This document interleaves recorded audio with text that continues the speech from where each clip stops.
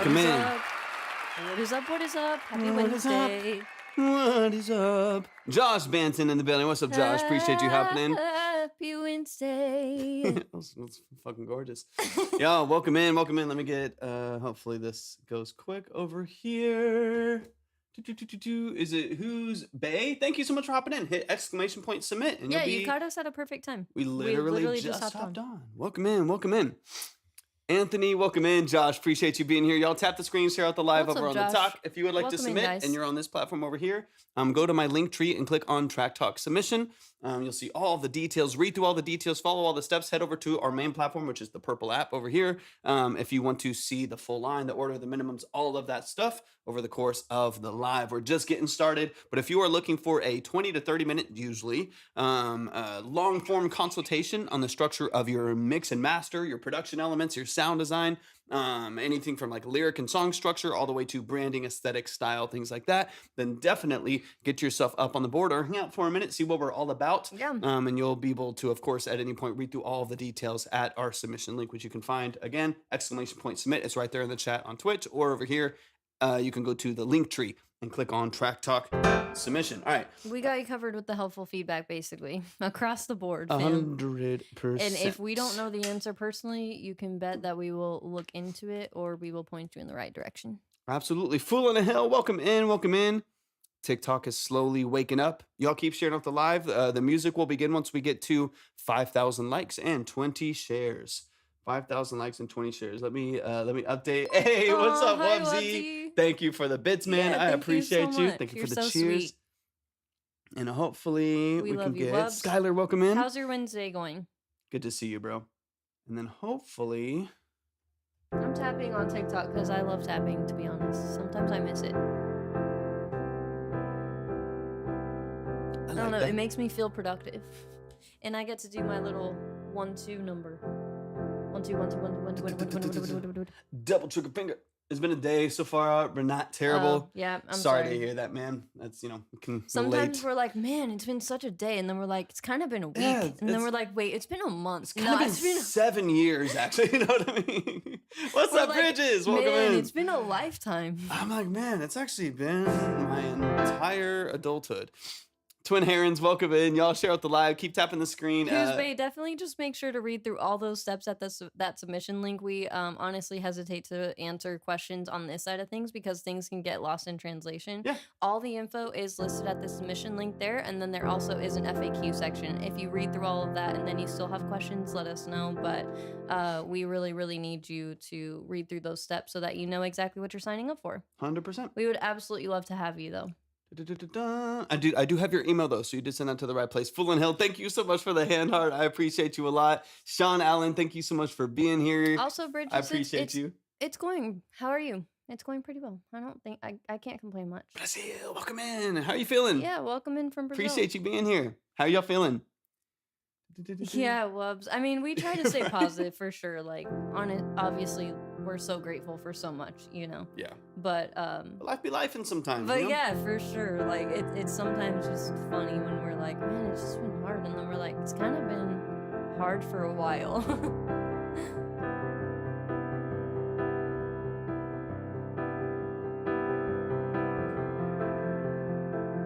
We're grateful for you too, Wubs. You know we got your back any way that we could ever help make your day better or anything like that. Let's go, Bridges. Congrats. That's amazing, man. Yeah, absolutely. Federico Lucetti. I'm sorry. Yeah, that was bad. All the info is at the link tree in Torik's profile. We would love to have you. Musique, what's up? Yeah, go to my link tree and then click on Track Talk Submission. Read through all the details, follow all the steps. Hey, and then Bridges, congratulations. Feel free to join us on our main. You can, of course, hang out here on TikTok if you would like to, or you could join us on our main platform, which is the Purple app, if you know what I mean. You can always find that at the at my link tree as well. Just click on See the Line or the Purple app icon at the top.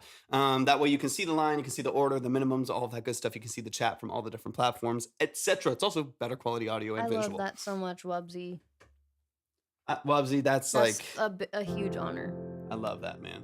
Awesome. Thank you so much for doing that, Jose. I'm really excited to hear your stuff and go over your brand if you've got anything for us in that regard. Gotcha. Basically, anything we can do to help you, we are here to help What is this random hair, guys? Got you, what babe. is this doing?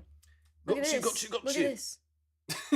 let me. Dude, I feel like if I don't have headphones I think on, it's the lady that cut my hair last. I've got a ball of hair random over here. Freaking. I got you. Don't study my hair. That's why it's always. Yeah. All right, I already got your email. You ready to go? Yo, what's up, Zach? Good to see you, man. Paul, appreciate you hopping in. Y'all keep tapping the screen, sharing out the live. We're waiting on 5,000 likes and 20 shares to kick off the music. Bay, got you on the board. Appreciate you so much. I'm gonna get us to at least 1,000 because I love tapping, bro. I do have your email ready to go. Y'all try my tapping method over on TikTok. Okay, it's the 1 2. Thank you for the follow. Appreciate you. 1 2 1 2 1 2 1 2 1 2 1 2. So fun. Just use that pointer and that middle finger and go ham. The whole tapping thing on TikTok is honestly weird, but I just kind of like it. I like that I have something passive to do to fidget, you know what I mean? What's up, Christopher? Appreciate you hopping in. There we go.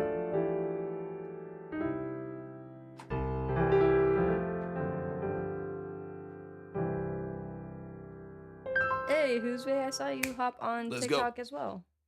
Dun, dun, dun. Thank you so much for doing that. Welcome over. Welcome over. Dun, dun, dun, dun. And is it Harry says so? Thank you so much for hopping in. Y'all keep sharing the live. Real OSC, thank you so much for hopping in. Y'all appreciate y'all being here. Keep tapping that screen. Keep sharing out the live. As soon as we hit 20 shares and 5,000 likes, we'll kick off the music. If you would like to submit, go to my link tree, click on Track Talk Submission, follow all the steps, read through all the details, check the line over on our main platform. At any point, either YouTube or Twitch, you can find that line. And if you are on the purple app, you can hit ! submit easily to just find all the details right there. Makes it nice and simple. Moin moin. Thank you so much for hopping in. I like the name. Welcome How y'all to feeling the Vibe today? Tribe, guys. If this is your first time joining, we're so happy to have you.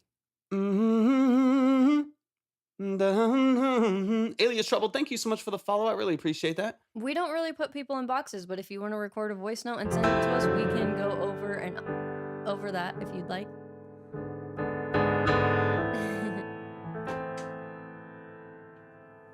How's everyone's week going so far? I know there's a lot of craziness going on in the world, but other than that stuff, how is everyone doing?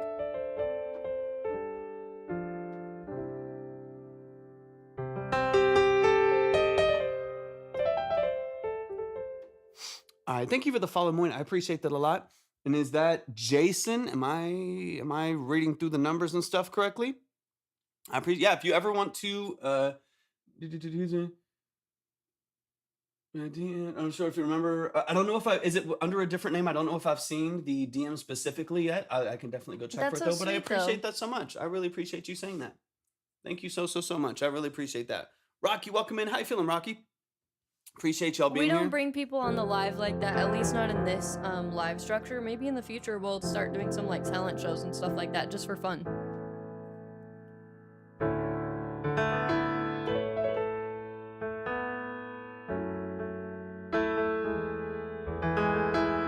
Doing pretty good, Rocky. Yeah, thanks for asking, Rocky. I'm glad that you're doing well. We are in the midst of kind of a crazy time. We are moving back to our hometown, which is like 4 to 5-ish hours away, so not too far in the same state, but it was kind of a last-minute decision, so it's been a little bit of a roller coaster, and yeah, for sure. Yeah, but overall, we're doing well and can't complain. And we're honestly pretty excited to be back near our family soon.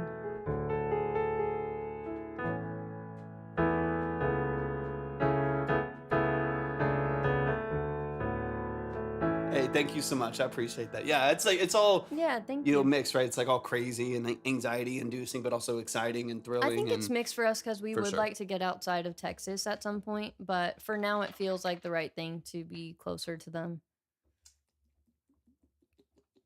And we'll get out at some point. Or at least thank you, travel Obsi. I appreciate you, man. Thank you for the love. Paper planes mentioned. Paper planes mentioned. Lovely's so sweet. I think having the windows open, like the blinds a little open, guys, makes the lighting a little worse on camera, but we're just like kind of desperate for some sunlight every now and then, so So I was like, let's just have the windows open. Like a It's little fine. bit. Bubble, welcome in. They're I not think too open anyway. I think he sent it in. I don't think it's been heard yet, though. I think he's had to head out either before it was at the top of the list or some situation similar to that. But I do believe I have credit for him still. I think I still have it. So he might have sent it in, but I don't think I've heard it yet. Good to see you. I don't think I've heard it yet. What's up? Moment. How is your week going?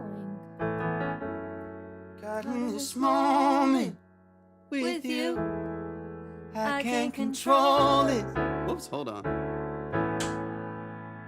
The way I feel when I'm with you. Look at me fragile.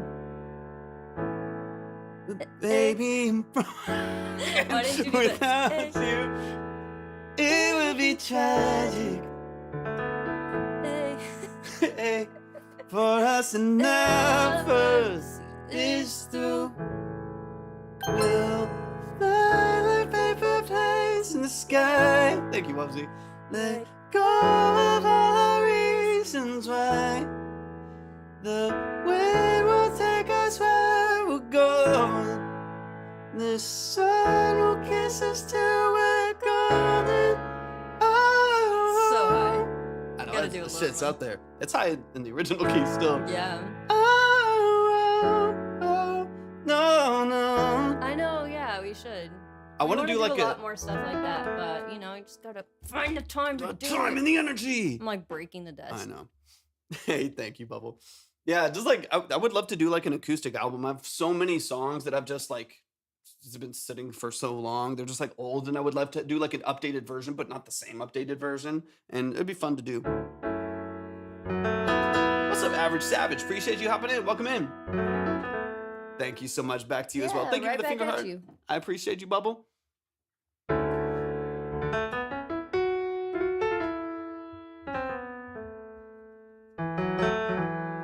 Lil Rofi, thank you so much for hopping in. Hope I'm saying that right. Tell me that you're down for the ride. We'll breathe for the first time. Hey, my doctor said I might be acoustic. Hey, that might be the version that we do. Leave all the problems far behind. I'm pulling you closer. Oh, hurricanes. Yeah. About lightning and hurricanes and all that. I love that song. There is one literally called Hurricanes. So. I know, that's true. Thank you so much. Wait, where's Hurricanes? Let's think about it. What's that? I'm trying to think of how Hurricanes goes right now. If I did it in the same key. Whoa, that's amazing. See, let's go. Definitely hop in the Discord if you'd like. 100%. And if y'all do want to submit, we're gonna get here things moving here in a second. Thank you, Savage. I appreciate you so much. I literally did the album artwork for Hurricanes, and I just can't think about it. I can't think of it right now. Yeah, not really, Wubsy. I think because I'm so involved in like every part of the process. Yeah, I think more so you'll sing songs that you're maybe currently working on. Or maybe, or yeah, out. like melodies that I'm thinking of and stuff like that. But by the time that I've like written and dissected and produced and reproduced and mixed and mastered and distributed a song, I'm kind of like already every done now and with then it. I'm singing his songs. Yeah, that's true, and that's nice. It's not like we don't sing them. Like For sometimes sure. we will randomly sing them, but specifically in the shower, I don't think so. Yeah. But hurricane. From me in a hurricane, darling. About to get me in a world of pain, darling. Oh, oh. And now you're pulling me in a hurricane, darling. But you got me in a world of pain, darling. Oh, you left me hanging. Well, you repeated the same part again. Oh, oops. I love that song. I know. You're I wanted. like, I'll just let you be wrong. No. Well, I was like, I couldn't sing the second part while you were singing the first part. That would be obnoxious. I'm always listening to my own music in the shower. Yeah, I mean, I think it can be a really contemplative time and space, you know? So it makes sense. Definitely.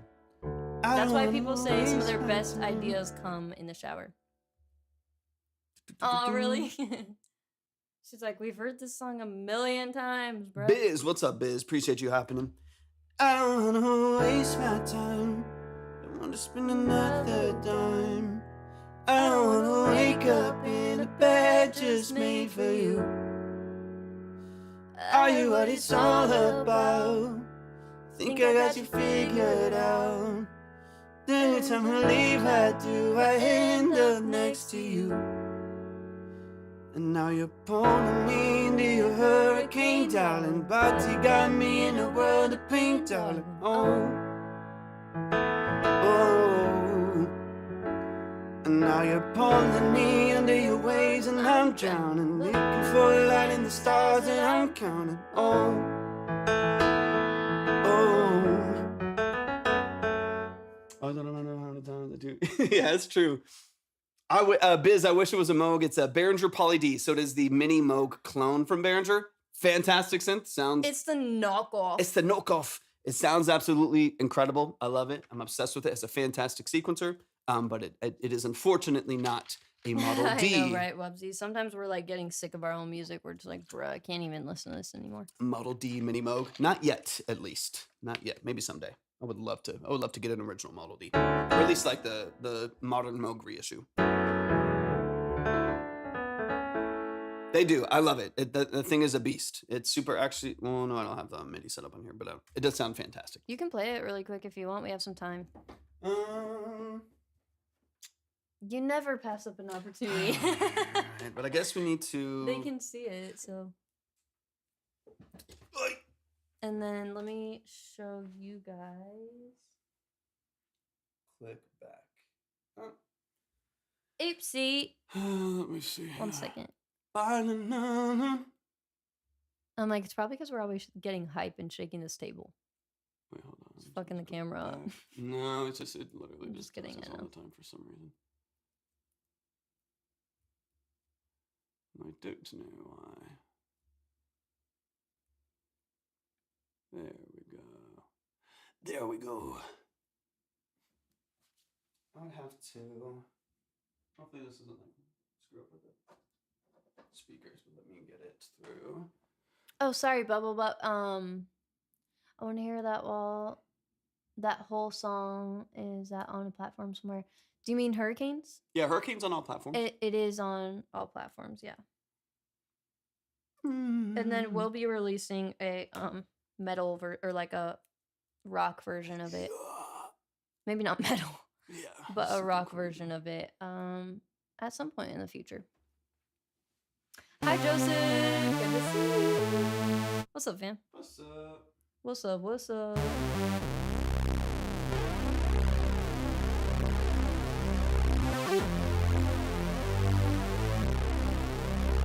Yeah, thanks for doing that, Bubble. If you like it enough to add it to a playlist, it would be much appreciated.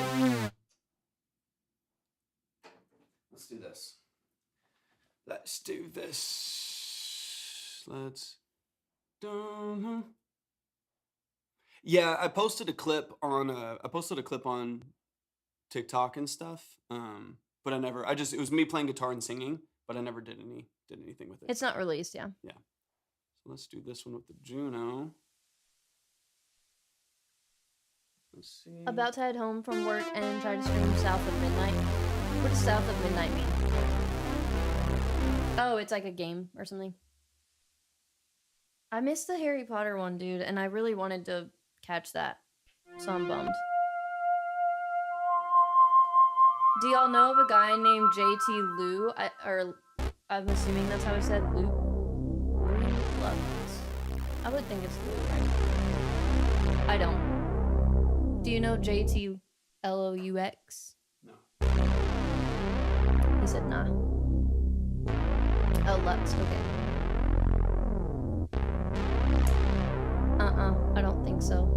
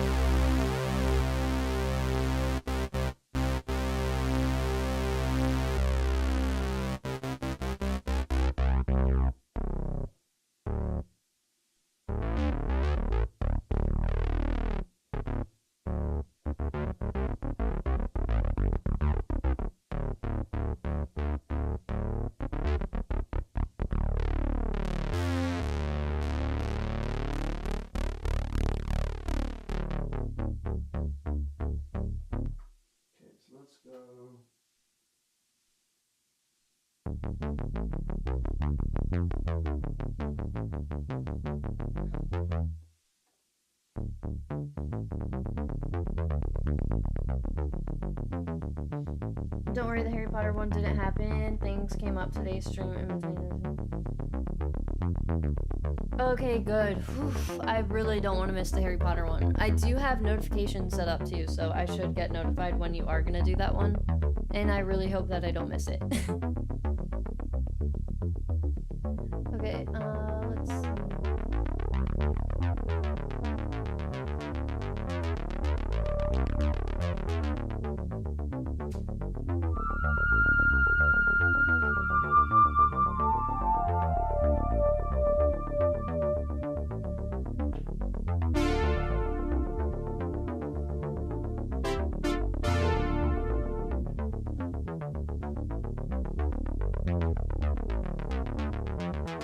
Really cool, Bubble Butt. What's up, DRMC? Joseph said, I feel like I'm about to drive a sci-fi motorcycle into a bank heist. It's true. You are. Yeah, that is what it feels like. And then Siska said, it's like from Odyssey. Let's go. Siska. Am I saying that right?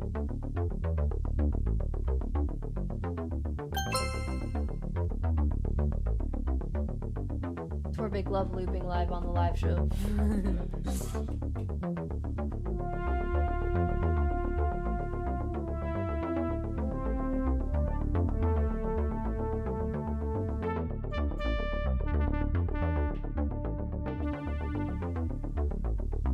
Okay.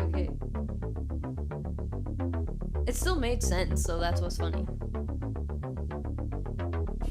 Sounds like Torvik wants to be in some danger.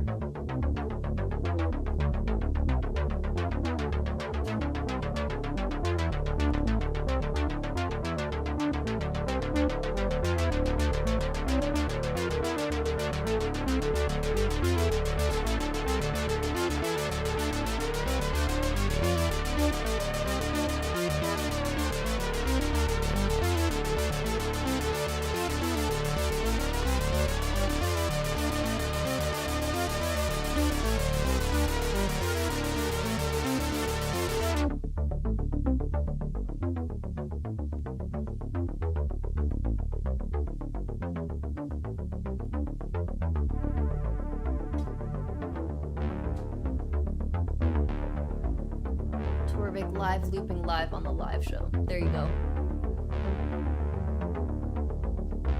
This also feels like a Silent Hill boss song. I feel like I should move the camera over just a tad. But it's fine. No, it's fine.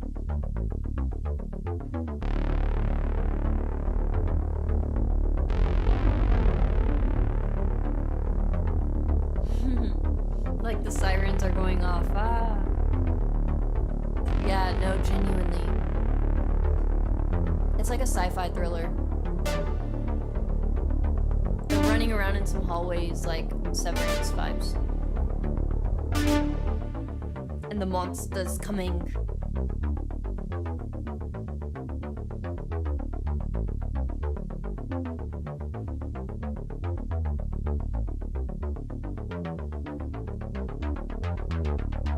If you're on TikTok and you wouldn't mind sharing out the live and liking it up, we would really appreciate it.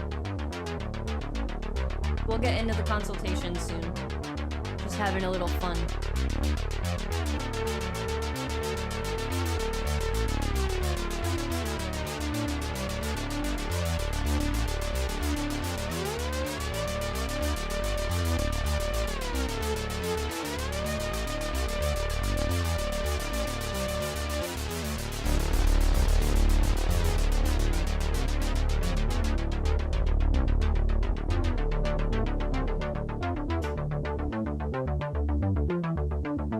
Right? I know, I wish I could be good at that. I need, like, to read it.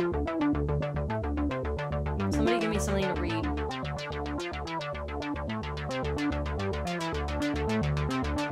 Oh yeah, he could do this for hours for sure. Too bad we got to get into the consultation. He's got to make money somehow. Try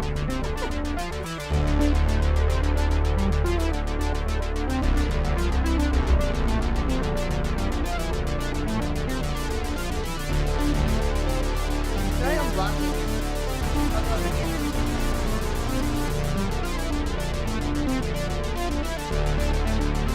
There we go.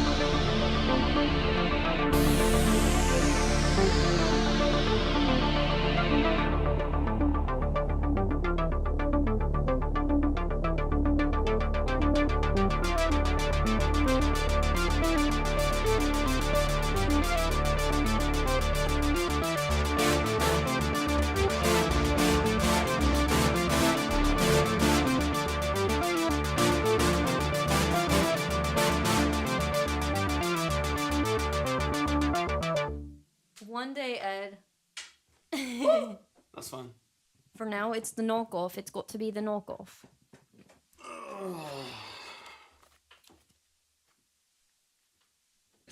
That's fun. That's great fun. Oh, thanks, Joseph. Oh, wait, these are yours. I hope that your drive home goes well. And we're gonna miss you, honestly.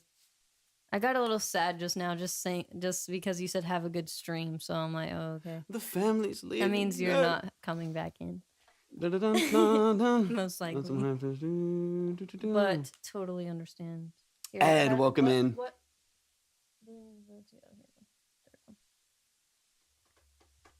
Oh, yeah, there. Oh, yeah, you already adjusted my headphones and shit? I just put them on. Wubsy, let's go.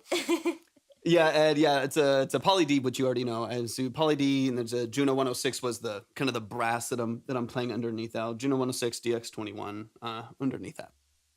I love the Junos. Juno's my baby though. I just love. I think sounds so phenomenal. It's like when you actually get into it, just man, the resonant sweeps, the I remember filters. when Roland came in here Yeah. a few weeks ago, and they were like, "Oh, hello." Yeah, I know. Yeah, Roland came into the live, and they're like, "We see a Juno. What are what are your favorite synths and No, stuff they like didn't that?" say anything at first. Well, I saw them, and then they were like, and "What's you your?" called them out, and then they were like, "Oh, hello." They're like, Da, da, da. "Hello."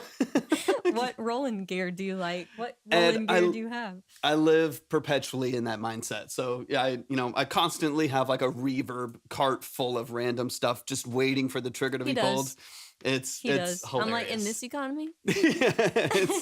But I would love to, like, depending on how, things go, I would love to sell the DX21 to get a DX7, like just kind of slowly manipulate the setup to be more and more and more what I want it to be. But I'm very happy with the DX21. Sounds fantastic. It's a really, really nice synth for even some of the limitations that it has. Oh, we need to get Wubsy on the board. Oh yeah, Wubsy. Definitely. And then anyone else we're missing? Or is that it for now? It's all that I've seen in here so far. Thank you, Roland, for asking for MK. It's a final life right now. Hell yeah. Roland is like OG. Roland, Korg. I had a cool. They're all OG when you think about it. I know, right? One of the first. Even Behringer. Behringer's been around for a solid minute. Roland just gives me a good feeling, like 90s vibes. Old Japanese, like, it's just the best. I had one of the first synths that I ever had when I was, I don't know, 16 or something like that, was an old Korg Triton. It was a Triton LE. It's funny because like that was 15 years ago or something like that when I had that, and I now have the plugin of that old synth, and or I had a old little micro Korg too with a vocoder, and I have a plugin that's the micro Korg. Like, it's just funny how full circle things are. Wubsy, let me get you up there, and then you can hear the chorus. You hear that auto pan? That's the Juno chorus. It's noisy, but it sounds gorgeous. Thank you for the follow. I appreciate you, Ed. All right. And let me get back to that. Wubsy, let me get you on the board. Yeah. Let's see here. And if y'all do want to send in your music, go to my link tree, click on Track Talk Submission, follow those steps. You'll be ready to go. If you're on the Purple app, which is our main platform, just click on or just hit ! submit. Yeah, line is honestly wide open still. Boom, boom. We might, Wubsy, are you present? Thank you so much for the bros. I appreciate that. We might just kick it off because I'm just waiting on shares and there's no one over there. So we might just get into Wubsies maybe. And yeah, I don't know. TikTok has been like that. Yeah. So we might just get it moving, y'all. Let's try to let's get it to 10 shares. We can get it to 10 shares. Share it out to a couple people and then we'll kickstart. Wubsy is here. Wubsy, let me pull up your, the other thing that I'll share with the mods. Thank you so much for the bits. I appreciate you, Wubsy. Thank you so much. The other thing that you don't think about as often, I think, just when you have a lot of analog stuff, and I don't even have comparatively like a ton of analog gear. There's only like 2 units over here that are like full analog preamps and stuff like that. But it's just the heat. Just having like a tube mic and a tube. I have a tube channel strip for my mic here too, and it's a tube mic. And then like just the heat of all the stuff that's around you. It's toasty. It's toasty. Yeah, we're on Twitch is our main platform, the Purple app as we try to call it. I wore a linen shirt today instead of my little sweater vest thingy that I was wearing yesterday, so I should be good. And I wore a gray t-shirt so y'all can see me sweating as we get into the live. All right, and let's I can lower the air. Yeah, we're on YouTube. Yep. If you go to my link tree, we're on YouTube, Twitch, and then of course TikTok. But YouTube the link tree has all the info. Yeah, YouTube and Twitch has its own stream though. It's separate from TikTok. TikTok's just kind of a funnel over here. Mm-hmm. All right, Wubsy, I got you up there, and then Wubsy, I should still just have your track from the other day. So let me just double check, and then we'll kick it up here in just a bit. Let me see. Oh yeah, here we go. Oh yeah. Oh, I'm excited, Wubs. Hey, thank you so much, Ed. I appreciate it. Yeah, and the whole live is saved on YouTube as well. So whenever the stream is done, it's automatically saved over to YouTube. But I appreciate you so much for hopping in, so Ed. Much, yeah. Always nice to have another synth lots head of exciting in the building. Stuff coming in the future. Hopefully more fun lives and not just these consultation lives, but 100%. All right, we got Wubsy in the building. Wubsy, update me. Obviously, we chat in and out offline too, but just if there's any update specifically you want me to listen for on this track. This is the Paper Planes, which, you know, ironically, we were just singing earlier. This is a song I put out a couple years ago. This is a remix of that song. Oh, and then Wubsy, really quick, let us know how much credit you want to use, because obviously there is a discrepancy and we don't always honor that, but you're family, so... You know, all new. So this is different. So let us know how much credit you'd like to use and how much you want to save. Yeah, 100%. Bay was technically in the 15 first, so if you want to say 5, I guess technically we could. Right. Or if you want to go after Bay, then you could save 10. All new sound design. So this is like a completely fresh remix. Oh man, I'm excited, bro. Is that what I'm hearing, Wubsy? Is that what I'm picking up? I'm excited, man. Same.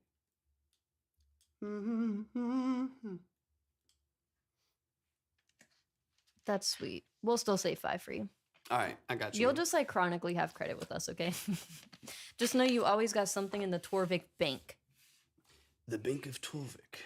Okay, Who's Bay, thank you so much. So sweet. All right. All right. You're sweet, Wubs. All right, Wubs, I got you with 5 up here. All right, let's get into it, man. Let's get it. Okay, so similar sound design still.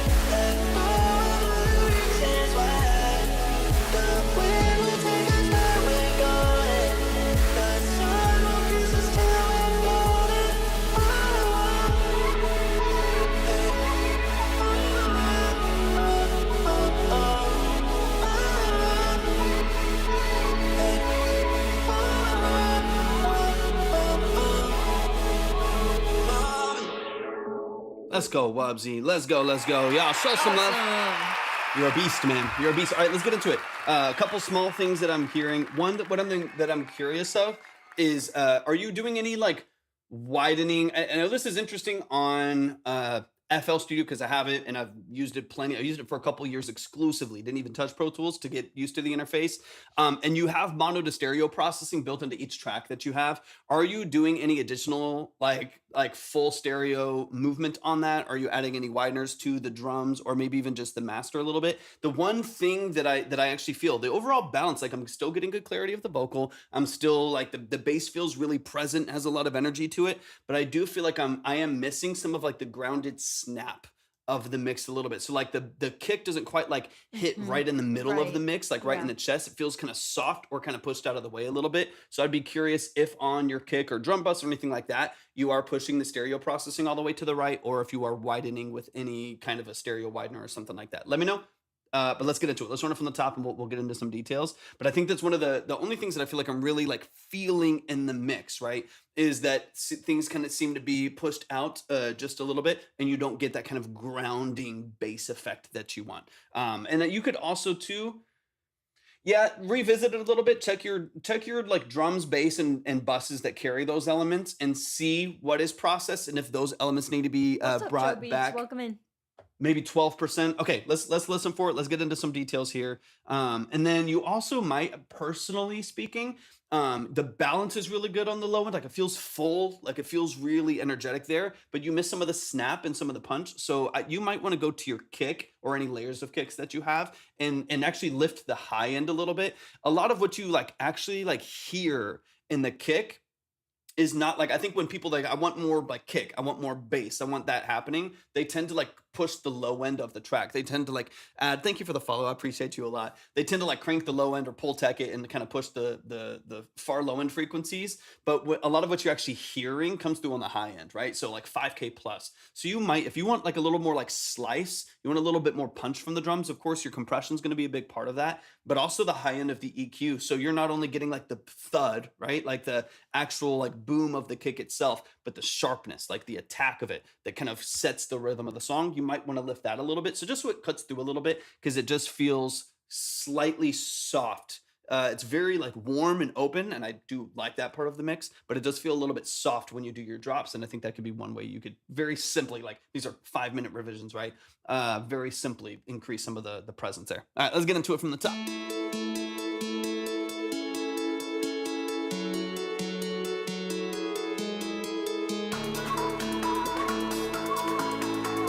Love this space on the intro though.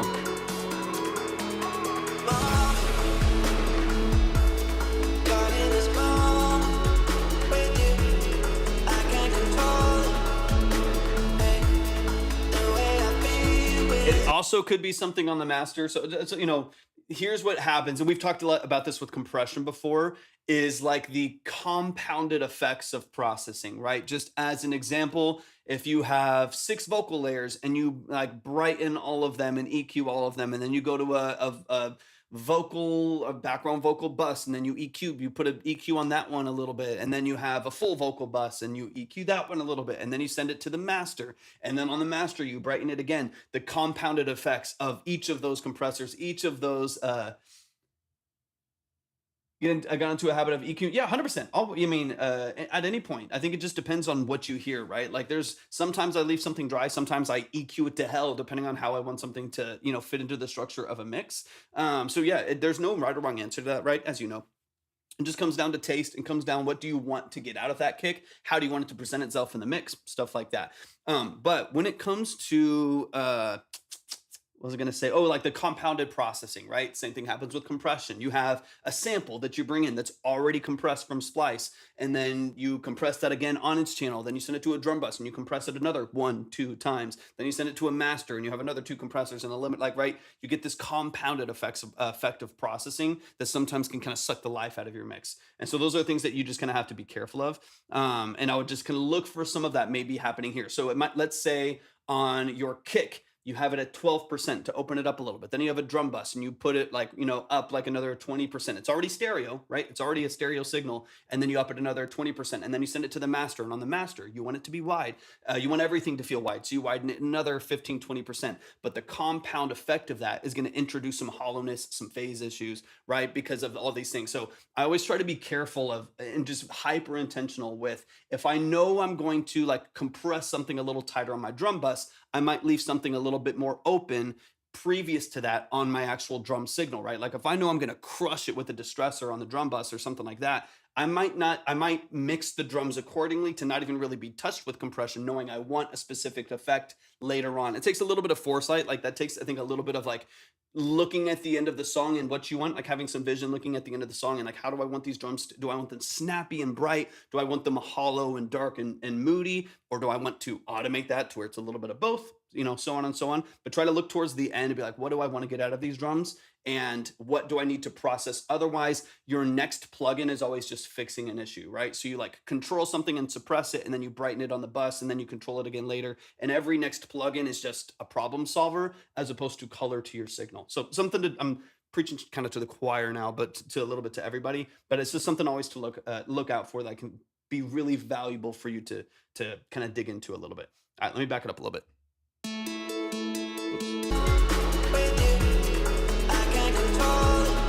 Sound design's killer though.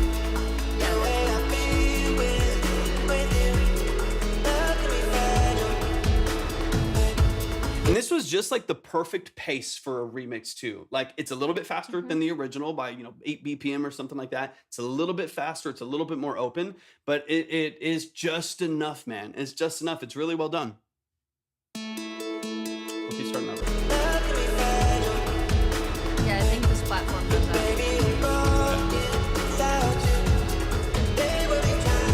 What's up, baby?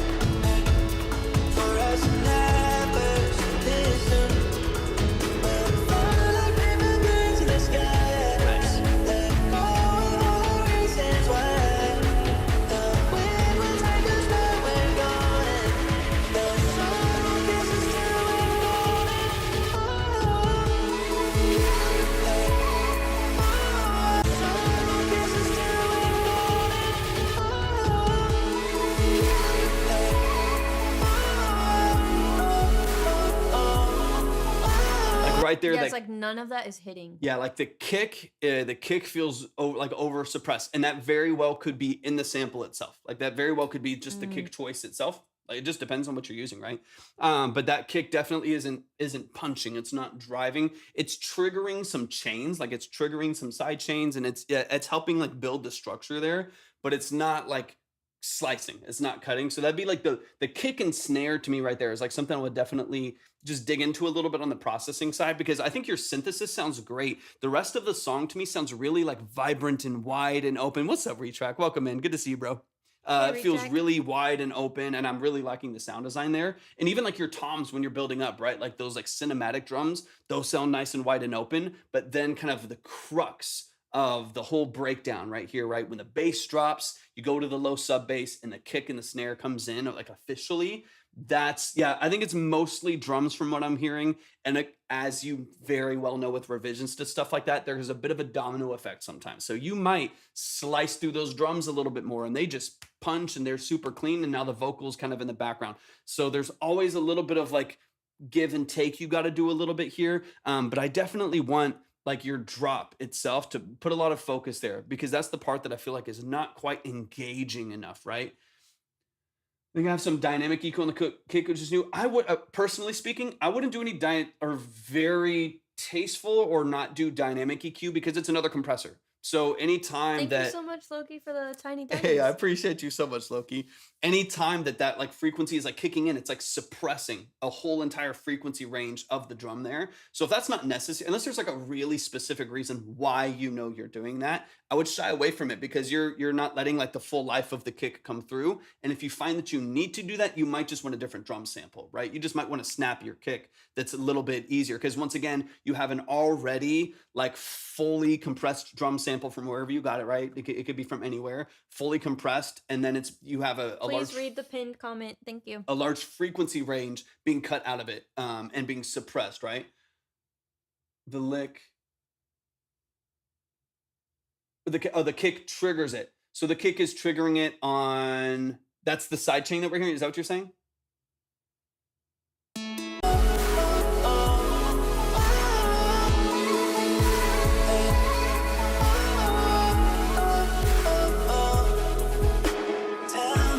Got you. Yeah, I was gonna say be with dynamic things, with chaining and stuff like that.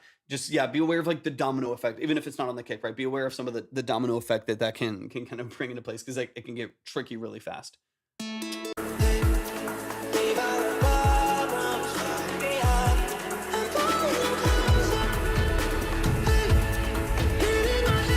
So like even here, hearing like the kick here on its own a little bit more.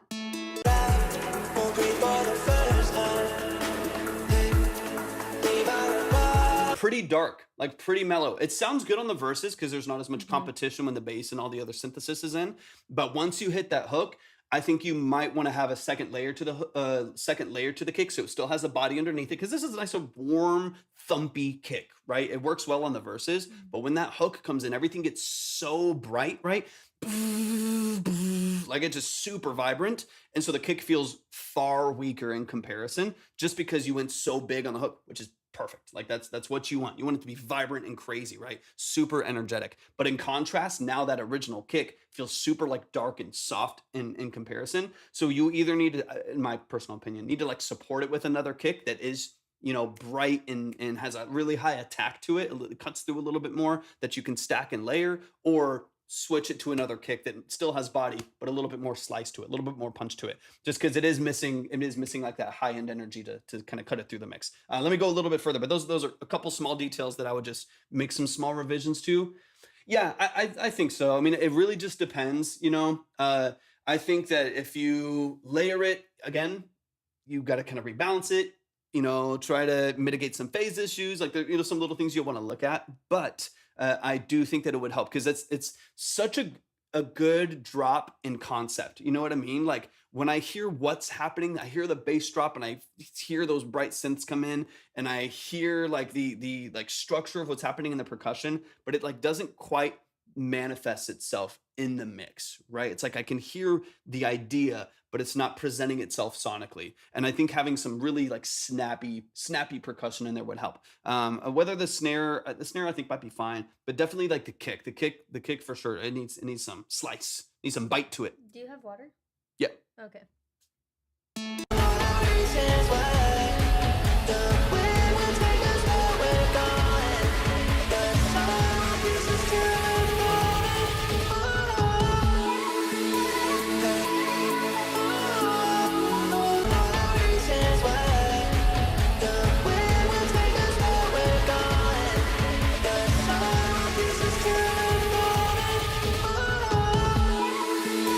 What do you think about another bass drop there, but then still going to the cymbal? So like still having just to like kind of get. Thank you so much for the follow. I appreciate you, Eddie. Thanks for hopping in.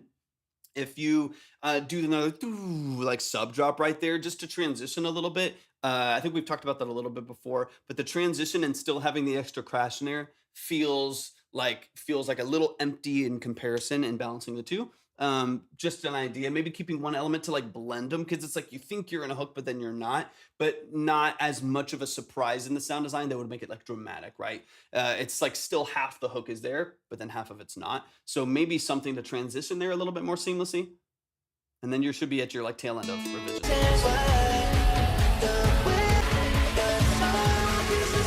Like here, I love that about you, Loves. Just that little bit of right there to like kind of like float down to the cymbals, as opposed to it just being empty going into it, might help with a more natural like a more natural production structure there and a more natural transition. Thank you so much for joining and recovering your account for this. Hey, thanks so much for hopping in.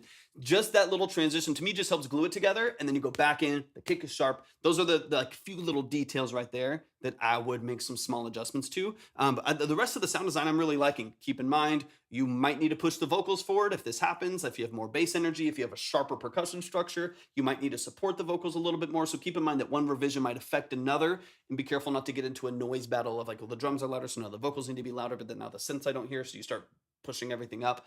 So just, I think you'll just have to very tastefully get into that and manipulate it a little bit more. But I do feel like you're like a revision or two away from this, like feeling so much more cohesive and so much more punchy. But I'm definitely missing the drop. I'm definitely like, the bass is there, it's warm, it's boomy, it's, in the right way, but it's definitely missing like the snap that I feel like like really like drives that rhythm section forward. So if you can make some adjustments to that, I do think like you'll be in a way sharper position, man. Y'all give it up for the family.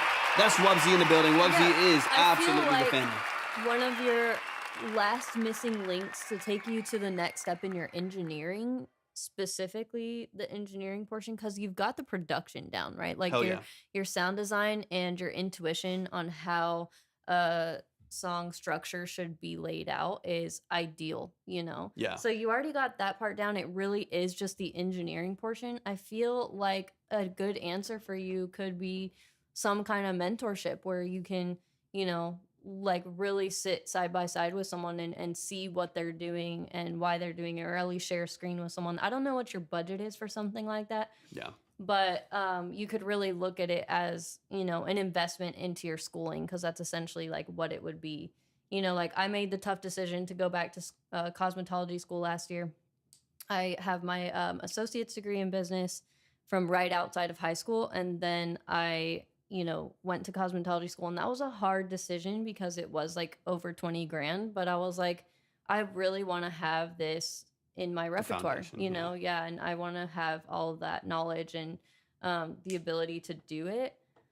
So I feel like that could be a really, really good option for you. I feel like it's very, very difficult to learn just by video sometimes. Like it needs to be more personal and maybe a little more hands-on. And like really, I don't know if you're a visual learner, but I am.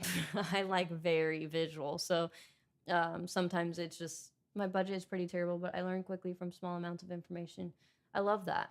Here's one thing that I think would be beneficial to. So I think a lot of people get tripped up on the tools, right? They get tripped up on, I have this EQ, so I've got to use it this way, or I bought a new plugin, so I've got Soothe on there, I've got these wideners or whatever. Like they just get used to like just kind of succumbing to their tools and the new thing that they've learned, as opposed to kind of like training their brain and their ear on like how to think in a mix and like how to hear and how to listen. And you're doing a great job of that. I mean, like you said, that's why you're here. Like you're learning really quickly by even just by default of me hearing the things and telling you what I'm hearing and stuff like that. But I think so many people are like, okay, like I know I need a compressor on my drum, so they put a compressor on there, but they don't maybe even know like why it's there or what you think it's doing to it. And so you kind of make not you, I mean general, but like blind adjustments to things, and then you'll hear something good. A lot of people go based off of like listening too, sure, right? Which is good, but sometimes there's like peripheral effects to that like so like they're like, oh, I know I want a bright vocal, so they crank the high end, not understanding how it's peripherally affecting the rest of the vocal mix and like stuff like that. So if there was anything that I would focus on, honestly, like beyond all the like the bus stuff and all the plugins and all of the I'll learn one thing and try to apply the same thing to every track. Yeah, 100%. You have to. It's song by song, track by track, because every sample's different. Every loop that you get, every sample, every sound, every VST that you use.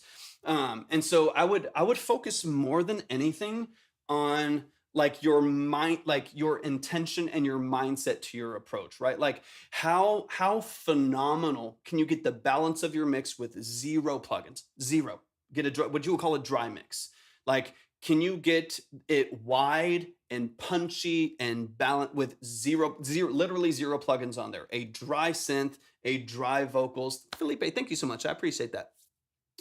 How beautiful, how phenomenal can you get it? Then add like one plug, then add like an EQ, and you're like, okay, this is as balanced as I can get it at this portion with like zero things on it. And you're training your ear. But even like stock plugins, you can still, in which I love, and I prefer most people use that and understand them before they ever pay $170 for Pro Q3 and stuff like that. But even just gain staging and panning, right? You're like, oh, like the bass is too quiet. Let me turn it up. Like, people like kind of, not you, but just like people in general will kind of like forget to mix, and they will rely on the effects of their plugins to do the mixing part, right? So they'll leave. I'll see mixes that I'll get from either like clients or like people that I'm helping or consulting or something, where like the faders are literally untouched, where there's no gain staging, there's no trim levels changing, there's no gain staging going on at all. It's literally all just like locked in place because they're using their plugins to mix. They're using their outputs to mix and stuff like that. And you get into a space where you are relying so heavily on the color of the plugin, whether it's stock or fancy, it doesn't matter, that the balance of the mix is not fixed from the source. As soon as you bring in a synth, where do you want it to be? You know, where do you want it to present itself? Do you want it left or right? Do you want it wide? Do you want it stereo? Do you want it in mono on one side and then balance it? You definitely, yeah, 100%. So anyways, my overarching encouragement to anybody, to anybody starting in engineering, but you know, you in this instance, since you're in front of us, would be to get phenomenal at dry mixing. Like get real, like just don't default to anything. Don't default to anything because it might already be good. The drums might be perfect without a single thing on there, and you can glue it together with 2 dB of compression on a bus, right? Like you could have a drum bus with like a little bit of tightness and saturate it, or if there's color you want, then that's specific, right? But I just think a lot of people get run away by like immediately dropping in some guitars and throwing OTT on it. You know what I mean? Like they just like immediately Yeah, that is really good advice. I'm over here trying to figure out how we can fit it into our budget for Philip to mentor you. So yeah, right. I'm like, there's got to be a way that we can provide more value of like, I don't know what the answer is, but I just think it would be really cool if there was some way that you could do like classes or something for a reasonable price. I know that's already what we're trying to do with these consultations of like, you know, their lower barrier to entry. I really want to do, just because there's so much like bullshit like courses out there and stuff, and there's so much noise, man. Like there's so much noise out there. Like if you just follow these like plug-in heads hawking their company, and every week all they talk about is their next favorite plugin and their next favorite new way that they're mixing and all of this like crazy stuff, right? Like they're constantly like the thing that I think is so frustrating for so many people. Like there's so many people that are just talking about plugins, that there's like a culture around using these tools when people don't understand like the foundational elements, like the foundational elements of mixing and production and stuff like that. 100%, Wabsy, you got to, man. You got to, man. And you know, so much should someone pay for your? I don't have a course. I'm just saying I like to. We should have a course though. Yeah, I wouldn't mind making one in the future. I tell people it's not all about credits. At the end of the day, he does have some credits, but it's not. That's not really not what it's all about. I think you just need to go where there's value, right? Exactly. I know people that have zero, like personally know people with 0 credits that are phenomenal engineer, not zero. Yeah, they mix all the time. Know? That's crazy. But they have. I appreciate you, Felipe. Thank you so much for saying that. Thank you so much. That have no like they don't have a Grammy, right? They don't have a Billboard chart or something like that, but they've been mixing Grammys yet. But they've been mixing for 35 years in studios, tracking for bands and churches and organizations and stuff like that are phenomenal engineers, but don't have the credits. Those people should have courses because they would offer value. I also know people with Grammys and people on the Billboard charts who, yes, they got that credit, but they offer no value. So that's why I always tell people, like, credit, no credit, go where there's value. Go where also, it really is just like when you learn more about like the award shows and stuff like that, and you learn a little bit more about how they work, and yeah, it's all political. It's all voted on by the Academy and stuff. It's kind of silly. Yeah, it's like I would love to have a and Grammy. People can It'd be fun. People can buy accolades, so just keep that in mind. You can pay a couple $1,000s to get on the Billboard charts. It's an interesting people space. Don't know that, I literally know people that would do that for people. So it's a very interesting space. Yeah. So I think go. That's why I think look at the fruit of what people are doing. Look at people who are actually able to maintain a business as an engineer, not just getting paid for plugins, not just getting affiliates and stuff like that. Like look who's actually doing the stuff, and go where you're going to absolutely hear value.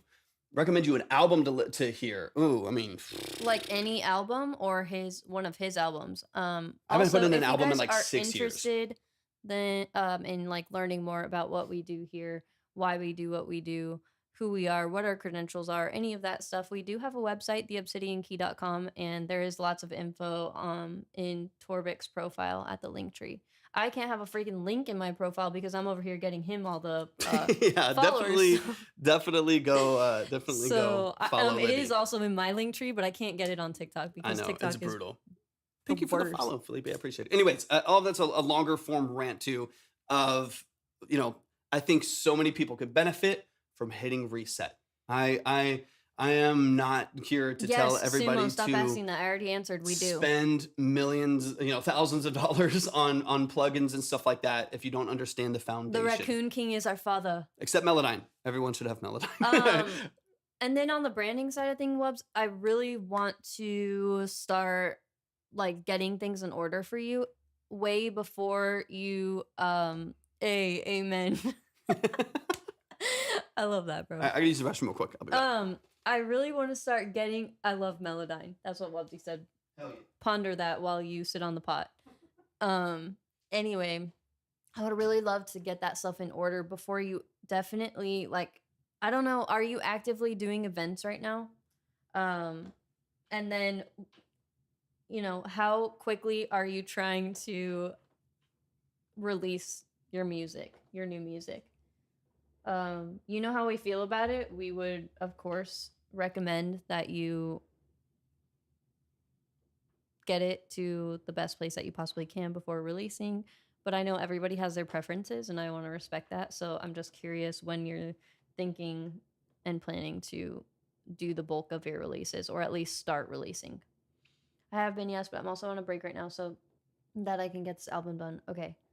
And you haven't put like a time limit on yourself, basically. I feel like I want to do your branding. Hashtag anything. No, Wubsy's here like all the time. He already knows what's up. And he's already on Pinterest, so I don't even gotta talk about it. Yeah, Felipe, definitely. I'd like to have it released by next month if I can. I was gonna release in January, lol. Yeah. Okay, so that's the tough thing. So he said that he wants to have his album released by next month if he can. And so I don't see how that is gonna happen, basically. Next month. How many songs? Yeah, how many songs is it? I mean, yeah. It obviously depends on. But there were so many problems with my mixes that I had to keep pushing it back. Totally understand, Wubsy. And you know how we feel about this, but we completely respect you for that decision. It's a really tough decision that not a lot of people would make. And so we're really, really proud of you for doing that. Definitely, man. 24, yeah. Oof. And yes, you might have already answered this. Definitely. Felipe, no, I 100%. didn't. I answered that one, but not Okay, Artis. Cool. Yeah, go to my link tree, click on Track Talk Submission. You can see, read through the steps there. 24 right now. Let's see. We use DistroKid Currently, for our personal music. Yeah, I might try some other ones. Symphonic is another good one. Or I'm kind of nervous to have that. some of our songs on one and some on another. That just sounds like messy. No, it's not. It's easy. I don't know. Sounds annoying to me. Nah, it's pretty easy. No. It's annoying. Yeah. Anyway, Bubsy, that sounds tough. I don't know exactly how you will swing it, but of course, at the end of the day, you can do whatever you want. Like, we're always encouraging. You got to do what feels right to you. What I know I want to do and what I know I want to offer you is I want to do your branding, and I'll basically do it for whatever you can pay, however often you can pay, literally. So yeah, dude, you're pretty much free because you're my friend and I love you and I want to do that. Yeah, it's tough because I as someone who obviously like I work on the engineering side and I work on the production side and stuff, but I'm also an artist. It's not the thing that makes money, but I'm also an artist. So I understand too, like the itch to get it out. You've been working on something for a long time. You also want to move on creatively. You don't want to shelf it. You want to like clear the filter of creativity and get it out there so that your brain can work on the next 50 tracks that you have in your brain and the next collaborations and the next cool feature. I get it. Dude, like I totally get it. But at the same time, I also like this could be obviously a big move for you. It's a big album with a lot of tracks and a lot of stuff going on. Save to Twitch for 2 weeks and YouTube indefinitely, Felipe. Yep. So yeah, I just see both sides. On one hand, I want you to get it right, and it take another. That's 100% what I would recommend. Get things right and burning his own. Yeah. So like, what is it? It's April. Like, what if you, just loosely speaking, right? You're like, I want it done within a month. What if you set your sights on a summer release of like July 1st or something like that, right? Mm-hmm. You have like basically most of April, all of May, all of June to like finalize your mixes, get some revisions, maybe get some feedback that affect multiple songs, hopefully, right?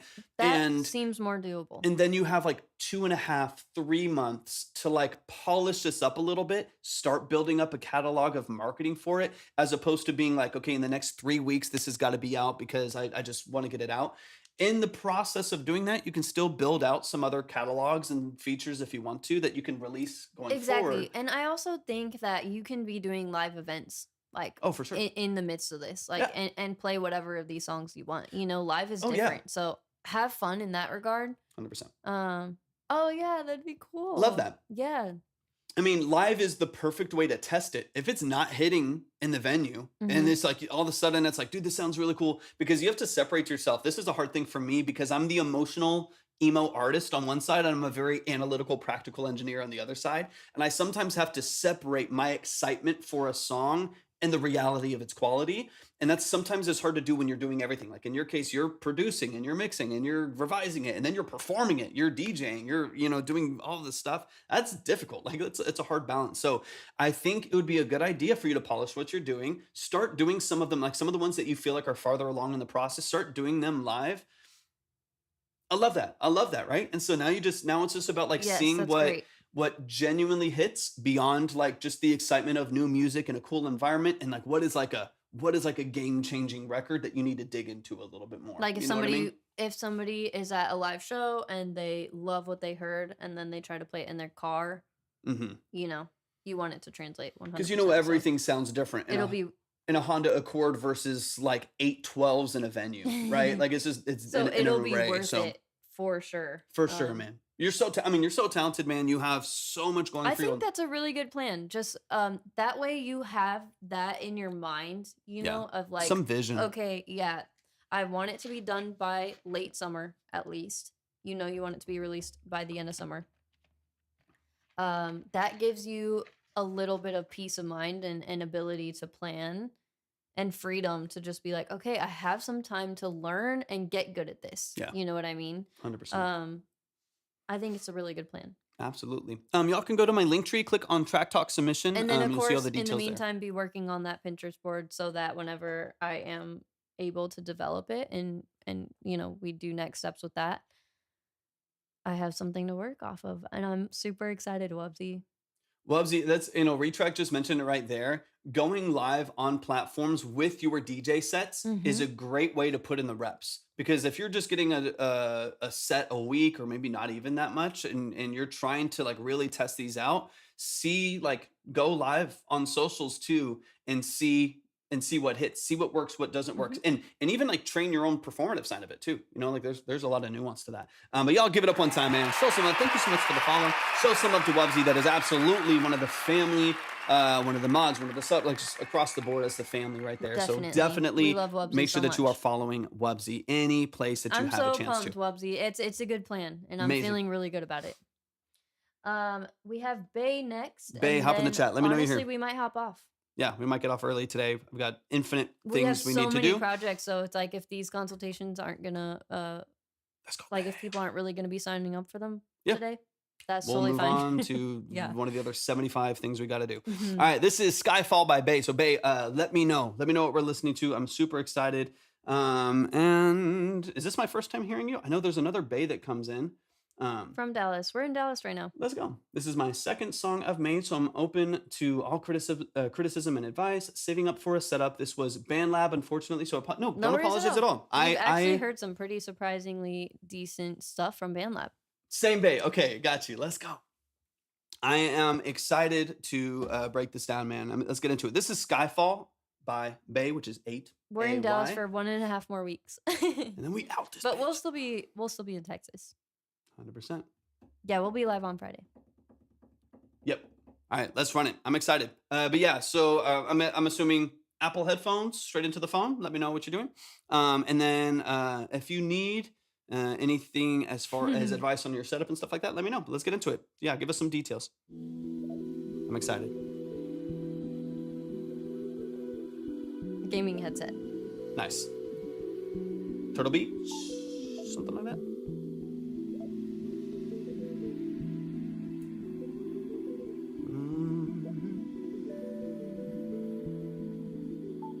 I love you. Is it like a YouTube 2 track then? I feel better in October. Rips in my sweater holding odor. I wanna take the damage. Scar full of blood, I imagine. I wanna leave you in Cool. the passage. Even when the sky be falling, hold me tight.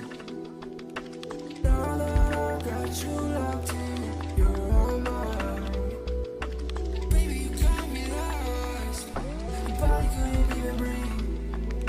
Got me a fire of love. You fell for me.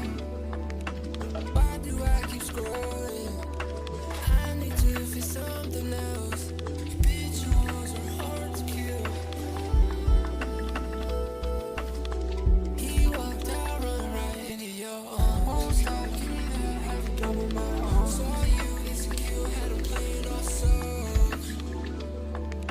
October, drugs feel better when it's colder. I feel better in October. Lips in my sweater holding odor. October, drugs feel better when it's colder. I feel better in October. Lips in my sweater holding odor. Even when the sky be falling, hold me tight. Now that I got you locked in, you're all mine.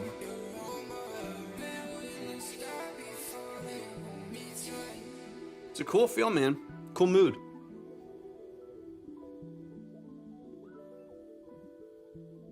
Let's go. Yeah, show some love. That is Skyfall by Bay. Let's run it from the top. Let's get straight into it. Right off the bat, man, you're not getting like a horrible mix from the headphones at all. It's not crazy bad or anything like that. And there are things that you can do to help mitigate some of the kind of the quality of what you're doing there, even just distance and proximity, things like that. But then even on the mixing side, That was definitely pretty decent though, and, Yeah. and a great structure. yeah. When it comes to like your vocal mix and stuff like that, there's things that you can do to help mitigate some of the issues that you're inevitably going to have with recording with like a headset and stuff like that. So let's get into it. Let's run it from the top. Let's dig into it a little bit. And then really quick, while we're going through this second listen and Torvik prepares for his portion of the breakdown, let us know what your goals are as far as your music career goes. And that'll help us steer you in the right direction and give you some decent feedback on the other side of things. For sure.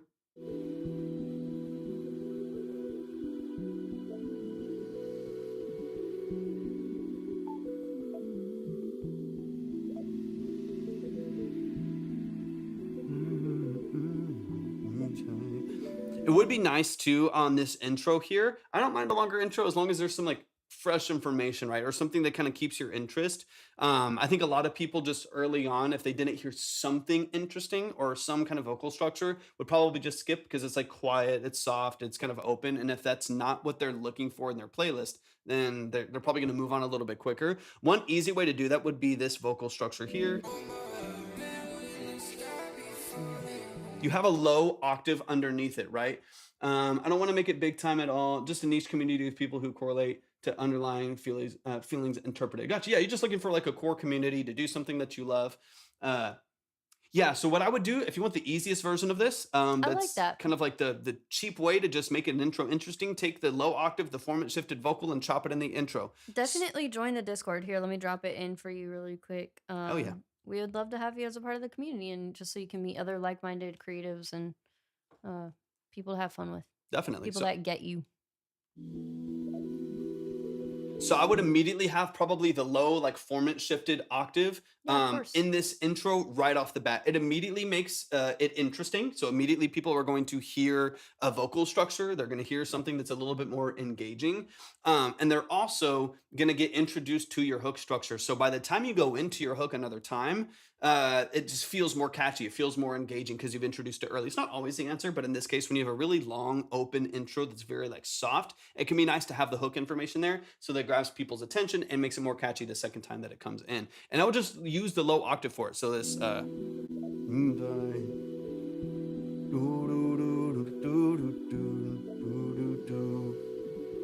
like that low octave that you already have there.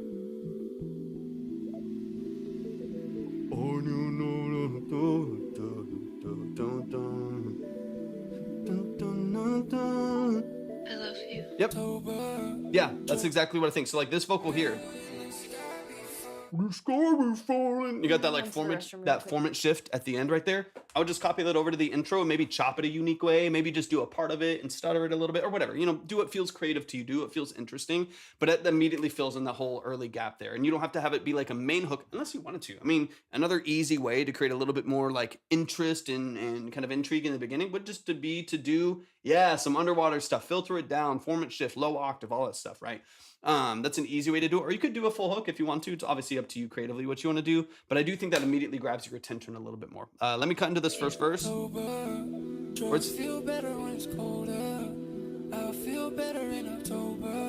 Technically a hook start here too, right?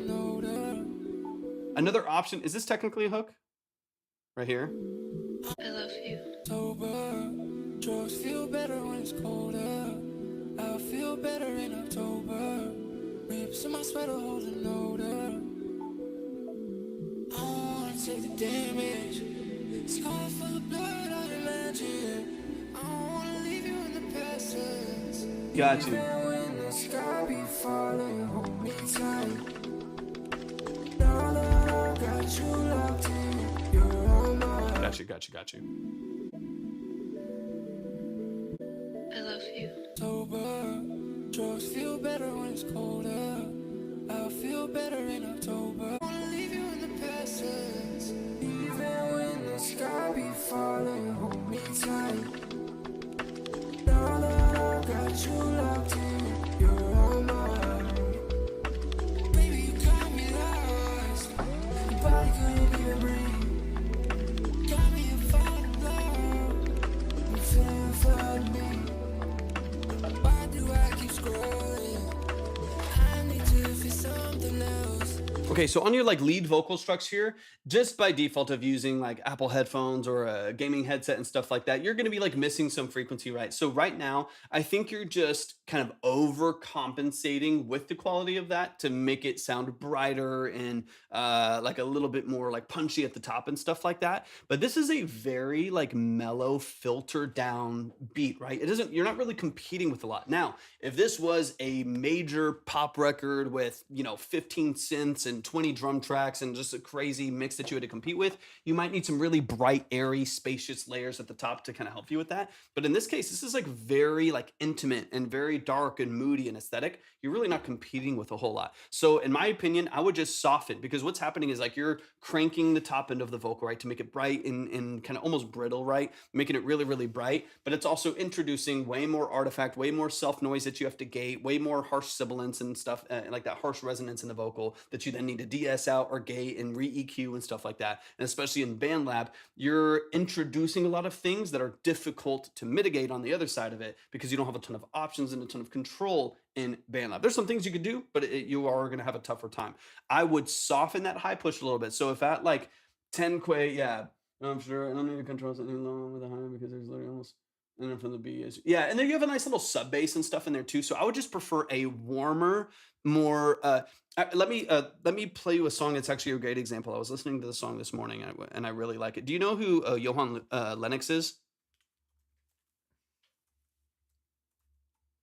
I just want to show you, and again, this is obviously not done on BandLab or anything like that, but I'll show you just kind of, I'll get back into your song for a second and then I'll show you that song. Okay, I got you. I'll play a song called You Up. But I think the vocal texture will be something you'll appreciate because it's still kind of moody. It's kind of saturated and gritty. And there's some ethereal elements in the mix, but the actual main vocal is a little punchier and warmer. It's like it sounds bright. It sounds like what we think bright is. And so what we tend to do is just crank the high end to try to get it. But it's usually just a better balance, right? But it's more warm than you'd think. So on your vocal, when you're cranking the high end past like 8K, 10K, right? Soften that a little bit. If it's up 7 dB, drop it down to like 3. Get a little bit of punch at the top end without adding a bunch of other artifact and a bunch of resonance at the top end that you don't need, right? Where it's like brittle and tinny a little bit, and making it more sibilant forward, meaning you have to DS more. And then every plugin you have is a fix to a problem as opposed to like a technique to make it sound good. So soften the high end and then bring back a little bit of the warmth of the vocal. Again, you're recording into a headset, obviously not ideal, but you are missing a lot of like low end energy and like mid-low energy that's not as present. So you might need to actually push forward on your lead vocal, like, you know, even like 100 hertz to 300 hertz, or maybe even a little bit more in the low mids between like 400 and 800 hertz. Give some like warmth to the vocal note. Now, too far and it's boomy and boxy, right? You got to be like really tasteful with it, really tasteful with that structure there. But that's some things I would do. Soften the high end, rebalance it. You won't have the DS as harsh, hopefully. Let me hear a little bit further, and then I'll play you just a snippet, like the intro of that song, so you can hear what I'm talking about, and give yourself like a vision for your own vocal.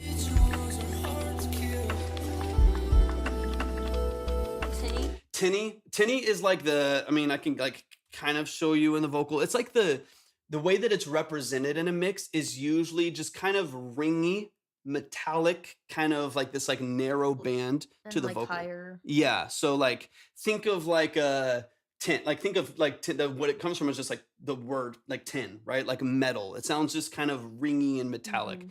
So like, let's see, where's my cue on here?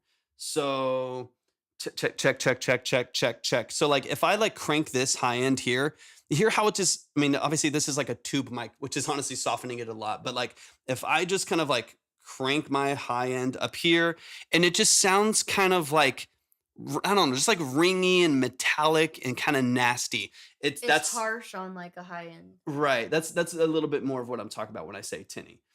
Yeah. Yeah, 100%. So let me get back to your vocal now here, and then I'll show you that other song real quick. Thanks for the follow.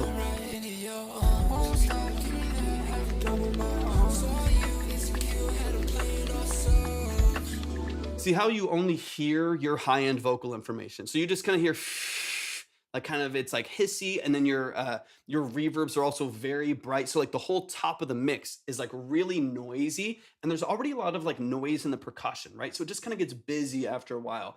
Yeah, right. And you don't get any of like the actual like mid forward like power in your vocal. So I want to contrast that really quick, just to show you this song real quick. I'm not going to play obviously the whole thing, just a little bit of it, like the intros you can hear. So listen for the vocal texture. It's saturated, it's forward, but it's not exaggerated at all. You liquor got me thinking I'm in love. I just wanna feel like I'm enough. That mix is nice. Beautiful. Crispy. Listen to how like the vocal just feels like it's more here in front of you. It feels more like mid forward, kind of punchy. It's saturated. But you don't have so much of a high fuzz. It's like, I would consider this a bright vocal. I would consider this like a punchy, bright vocal. I mean, the mix is beautiful on this. I can't remember who mixed this track, but it's a really, really nice mix. And what it allows for is, you'll hear when the 808 comes in a second and the drums come in, it feels so full because there's so much space. The vocal isn't like taking up all of the high end with bright reverbs and 12K pushes and stuff like that. Find a way to fuck us up. Liquor got me thinking I'm in love. I just wanna feel like I'm enough.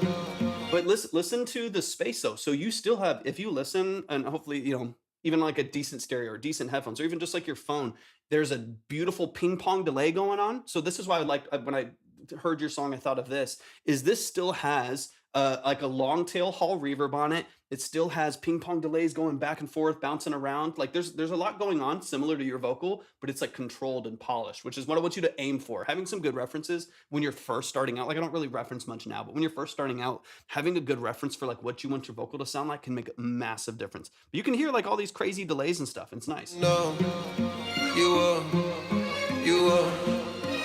but I'll find a way to fuck us up. I don't know why the fuck I'm even trying. You said you into me. hear the bass come in so you can hear it. I know my signs. It's only sunny cause the plans died on. You look, I got me thinking I'm alone. I just wanna feel like I'm enough. And again, that's like a bright, punchy, super saturated, like modern, like hip hop R&B vocal, like alternative R&B vocal. And it's very, very forward. But I think what happens, and you contrast it with what you're doing, right? And it's so much more high present. It's so much more almost like hissed at the top end of the mix. It has so much, bless you, so much more energy up there. Yep, exactly. So I would just repolish, just change some of that energy a little bit, and I think you'll be in a great spot, Bae. I think you I think you have some cool writing in here. There's some balance things that you can do. There's some rebalancing things that you can do to sounds good. Okay, got you. That you can do to kind of restructure a few things like your rhythms and things like that. But again, you're limited to some of your editing points in BandLab, and so I don't want to worry about that too much. Main thing I just think I want you to focus on before you go crazy with effects and other stuff is just the balanced structure of your lead vocal and the surrounding vocal, so it doesn't sound bright, tinny, doesn't sound brittle or anything like that. So that's one thing that I would pay attention to. Honestly, the line is open. Besides Derek just sending how much? 15? Derek sent him 15. So it'd be 20 to go next. But yeah, we are gonna get off soon, so we'll cap it at you two if you Yeah, I'm trying to think because before Hydra sends in, I'm just trying to think. Derek, are you free tomorrow? I'm just curious. I'm just asking out of curiosity, and we'll see. Well, tomorrow is Thursday, so we would be live on Friday, probably. Live on Friday, okay.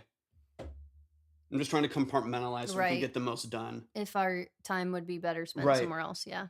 I'm kind of thinking we might. Thank you so much for being here, Bae. Of course. I'm excited for you because you have some potential. You got a good voice, good vocal range, and stuff like that. And then you said you're getting a setup soon. So I'm excited for you to kind of go into the next kind of phase of what you're doing. I'm kind of curious. We'll get Libby can go into a little bit maybe of that next section, but we might. The next what? Just the next section of you diving into a couple things. Got you, Hydra. Just because I got to make sure it's like worth our time. It won't be available Friday.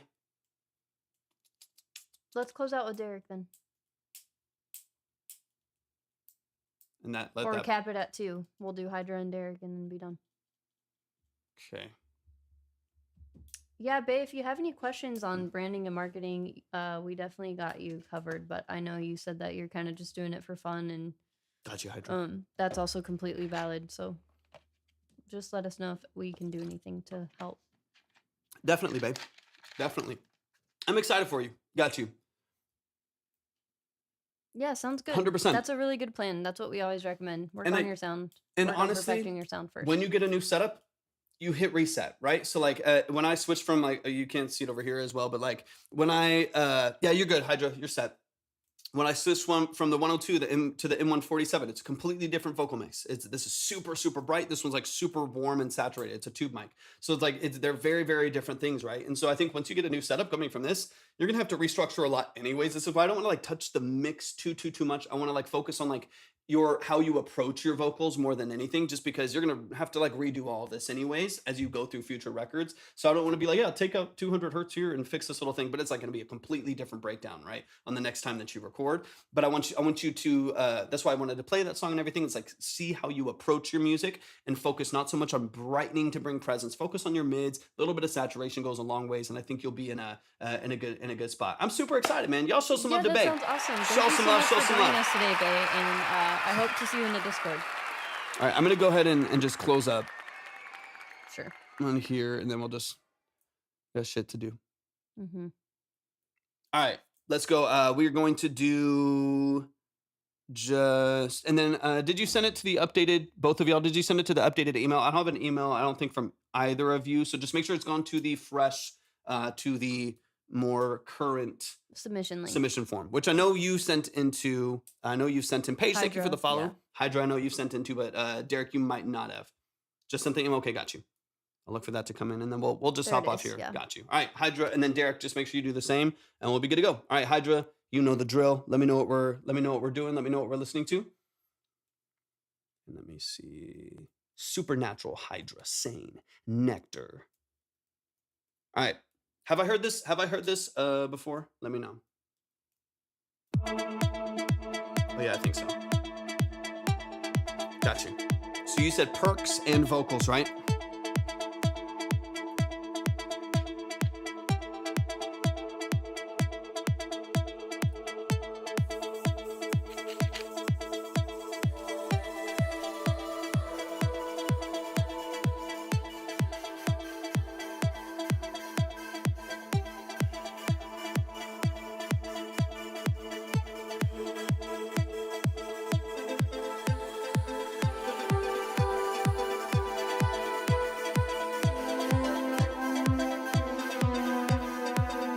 Got you.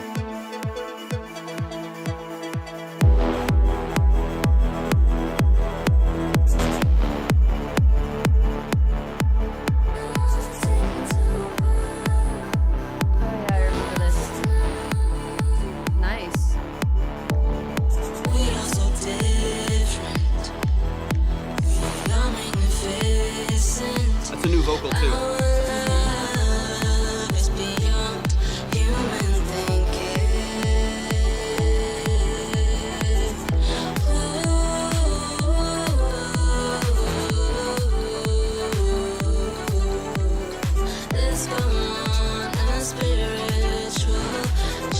Got you, Derek.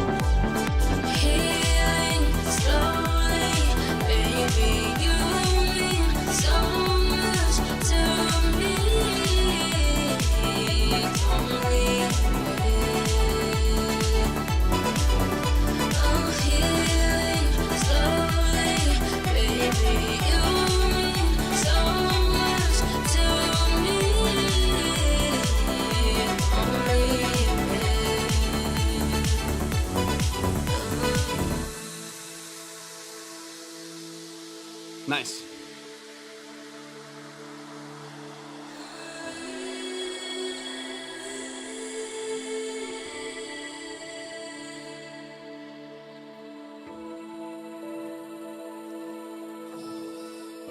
Is that lead vocal in the middle? Is that isolated from something?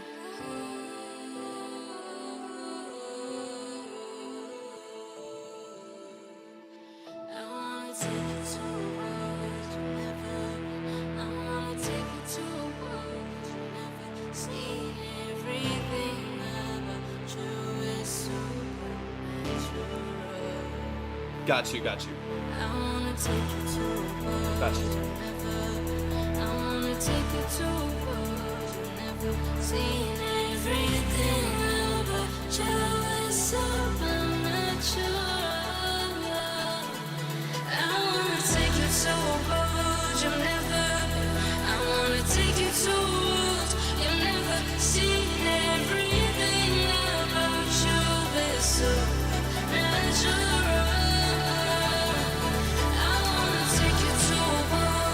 This build up is so nice.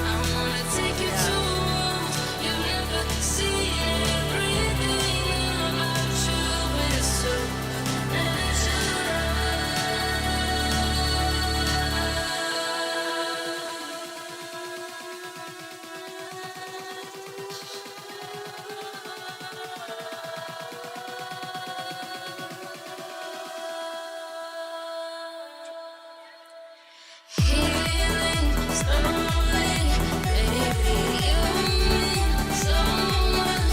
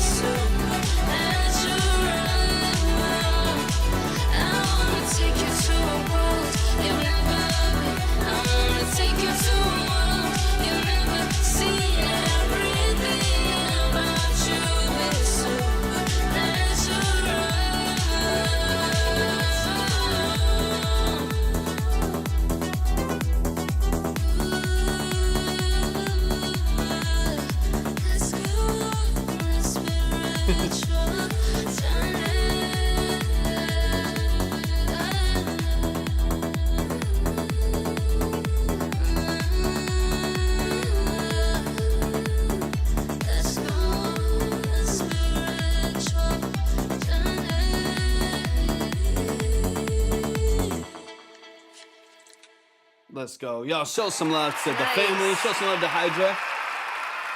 You are Hydra is so talented, guys. a beast, if you're not man. following, Production sounds crazy. Okay, there's a couple little things that I'm listening for. There's definitely like a few elements of this. Some might be intentional, some might be a default of what you had to do with this project, because it is kind of a unique project structure that you have here with these vocals that I definitely feel like need some manipulation. They need to kind of be tied back together.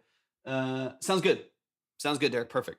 So I want to listen for a couple things. One is there's one little piano part I want to listen for, and then the main thing I want to focus on is the vocal structure, which I think is one of your biggest pain points with this record. So I think hopefully if that works for you, that is the biggest thing I want to dig into. But let me hear just this build up in the intro really quick. I want to listen for one piano part, one note that I'm hearing, and then we'll focus on vocal structure probably for the vast majority of this. The rest of your sound design is massive sounding. Your percussion's crazy. There's a lot going on, but it works really well. So let me skip through a couple things here and we'll dig into it. But y'all show some love to Hydra. Super, super talented producer, composer.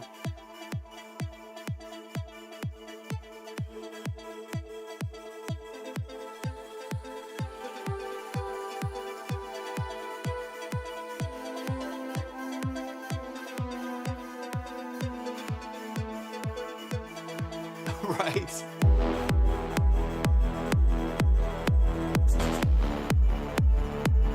Nice. I like it. Awesome job.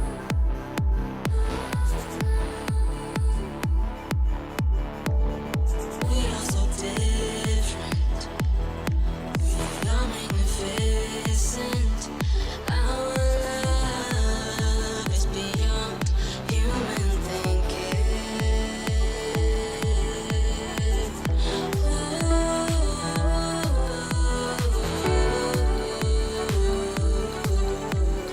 Let's go on a spiritual journey. Okay, every once in a while, it doesn't happen every progression. This is also personal taste. I'll just tell you what's not settling in my ears, right? Every once in a while, so you have this, you're like a lower octave right here, E minor, D, C, sometimes back up to the D, and then the E on the piano. There's like one note in the E on the piano that comes in early, just that one note on the E. But everything else I think is over the C still, even on the bass line. That one note to me is creating a tension that, whether like intentional or not, it's not settling in my ears. It feels wrong. It doesn't feel like it's creating like a tension that's like beneficial to like what the vocal's doing. Personal opinion, that's just, that's the way my brain is working. Let me hear it again. I think it happens here. Yeah, let me back it up. I'll find, me, I'll find it exactly for you. It's just this one note. It just moves to the E. Our love is beyond human thinking. Right there, minute 14. A minute 14. Let me back it up there. We'll hear it again. And then it happens a couple other times, but you can kind of look for it in that progression. It's beyond human thinking. So that's back to the D. And then you get that one note. So these are all still in the D. And you just get that mud from that one E right there. But it's when everything else moves to the D major. Human thinking. Yeah, because it moves to the E. It moves to the E. What's up, Joseph? It moves to the E before the rest of. Yeah, it moves to the E before all the other chords too. Let me move to we decided to shut it down. It was a little slower, and we just want to use our time wisely, But we did decide to take a couple more before we close.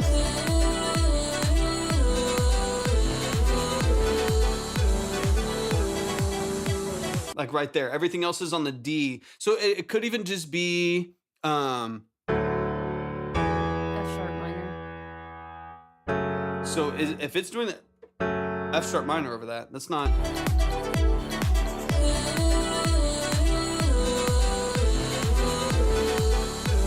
So yeah, it's just not following the bass line, right? So the bass line's E minor. Because E minor is your 6th minor for this. So it's your E minor, D major, C major to the D major. That's what like the bass line's doing, and most of the progression is following.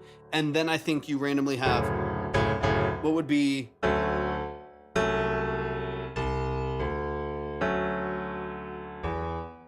So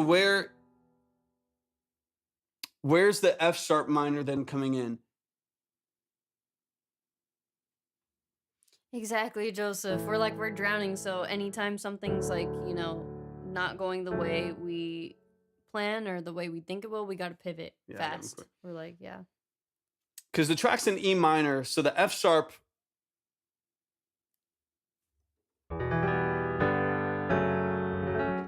I think it's because if you're having the F sharp minor in there, it might be that you maybe still have, or like, is it the diminished over the F sharp? So I guess either way, all of those questions that are bouncing around are expressed to me as like kind of muddy tension in the low end. The E's is not fitting. It's not fitting that part of the structure there. Let me go. There's another part where it comes in. I want to listen for it again with a little bit more clarity, because if you're going, the progression's E minor, D, C, D. That's like the actual progression of the bass line there. That's following over the key of E minor. So the F sharp might be where the tension's coming for, and then moving to the E early. I would just make sure that it all hits the D. So like this is where the progression is. Thank you for the follow.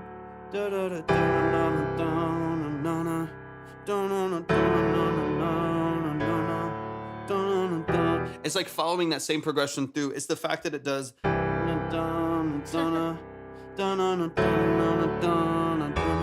That's what it's doing. So you immediately hear that. And that mud right there is definitely what I'm hearing. So I would either just hold on the D and not have it open to the E, or anything in the F sharp minor, because I feel like that's going to create a lot of mud on the low end, especially because the piano's kind of driving the progression at that point. Let me hear it. There's another part where it comes in a little bit cleaner. Let me see. Maybe in here. Let me see.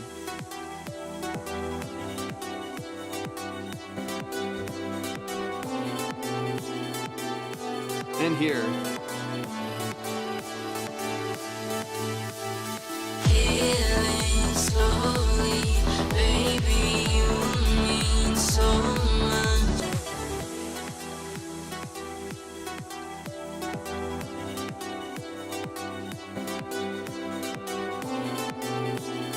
Yeah, it's not, for whatever reason. And again, there's so many different stylistic choices to make. There's so many different versions of what your brain thinks sounds good. For whatever reason, those movements in the piano chord, it's not settling in my brain. Like it's not like fitting the like harmonic structure of all of, because there's the pulsing synths that you have, and you have your lead melody that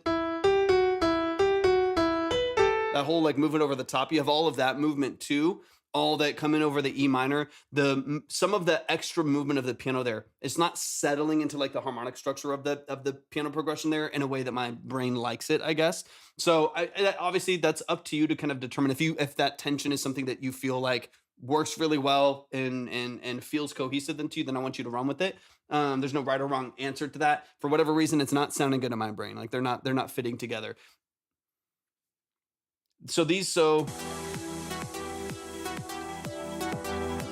These chords here too, you follow it with one of the pads. So these chords in here, the notes in between, they flutter a little bit, but these chords here, and then the follow note with the E previous to that. Those kind of two pockets here, but these chords. And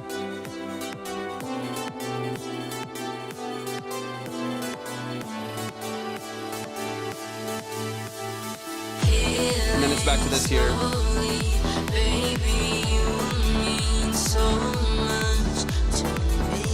I think the high piano is fine. Like there's some in between notes that I think are fine, but I think it's those chords and the transition, and then your lead note, which is the E. The lead note, which is the E that goes back to the E minor.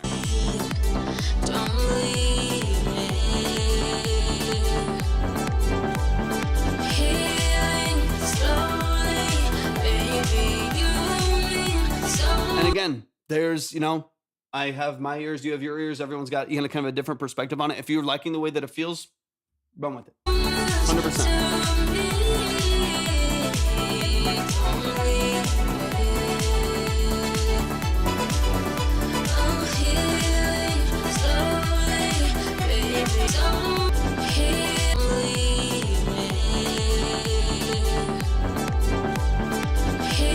You're talking about the...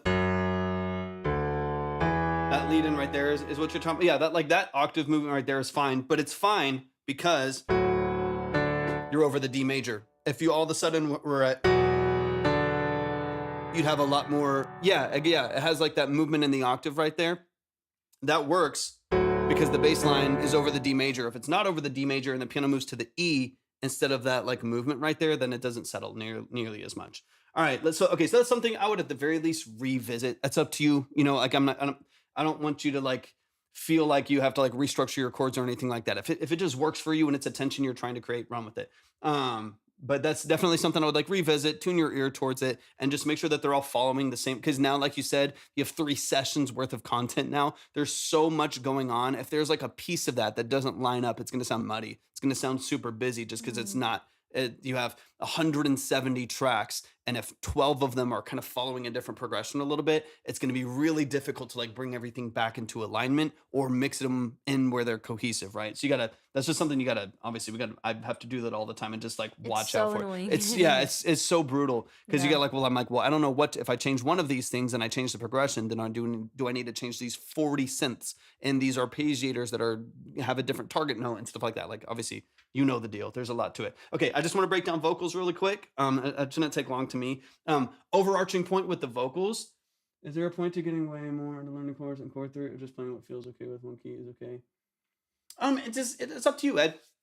It's up to you. I mean, there's people that go really far without any music theory at all. You can always just write everything in the key of C and pitch it up. You know what I mean? You could always just change it in MIDI and stuff like that. I'm a classically trained pianist, so I personally value the music theory because it has offered me the ability to do every single thing that I do, and has been very valuable for me to be able to do that. But to me, it really just it kind of just depends on what your goal is. If you're just a beat maker and you just need to make sure that your 808's in the right key, then you can keep it pretty simple and stuff like that. For the piano, I want tension, but it needs to fit. Sure, 100%.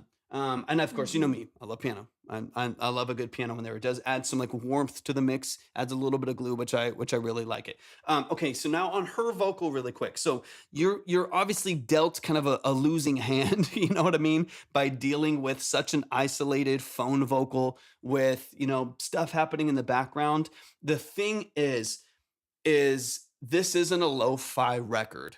And so the things that I'm hearing about the vocal that are lower quality by default of the way that it was recorded and a bit more low fidelity doesn't match the quality of everything. Yeah, I hear something. Yeah, some things are kind of bright and open, but it doesn't match the quality of what you're doing, which is punchy, bright, open, compressed, automated, right? I think for that lead vocal, it does just sound demo-y to me. It does just like that, the lead one that's in the middle, it does just sound kind of hollow and demo-y. And if you want to make it work in the final record, I feel like you probably need to do some major stripping of it, probably like Clarity VX to get rid of all the reverb or whatever you want to do, RX11, something like that. Get rid of all of the like original reverb on there, or if it's only reverbed in mono, maybe open it back up to stereo just because everything else feels a lot more open. I kind of strip everything away, and it might make it way more hollow and way more nasty sounding, but then like reharmonize it with some saturation, like Saturn or something like that. Resaturate it to where it fills out again and get some of that reverb back in stereo. Because when I hear that vocal texture, it does just feel way more mono, way more low quality, way more like hollow and mid forward than everything else in the mix that's so vibrant and so big. That's like my I guess like tip, for it, just because I feel like you need to probably undo a whole bunch of things before you like actually process that vocal and push it forward, just because there's so much artifact in it already. Like you just might need to do some more extreme noise reduction and more extreme like de-reverbing and stuff like that to get it back to a place where it feels really clean and really solid. And then if you over process it, you can kind of make it fit, even though you're over processing it just for the sake of getting back in control, right? Because when you don't have control, then you're kind of effed, right? There's only so many things you can do to try to make it sound good, but you can kind of strip it back to like a really raw, isolated vocal and then saturate it to all hell, highly compress it like a old school EDM vocal, and you just slice it through the mix. That would be my recommendation, just because that reverb coming through in mono and all of that artifact in there, just I don't know if it lends itself to like the final mix of the song itself. Let me hear this build up really quick, but that to me is kind of the main points. So like even here, hearing that mono reverb, my brain wants that to be echoing around the whole thing. You know what I mean? Like it wants, my brain is kind of wanting this to feel so anthemic and so vibrant, but it's kind of collapsed back down to mono.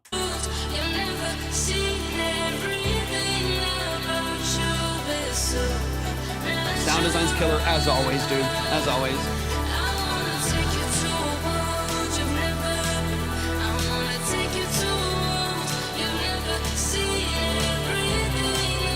Got you.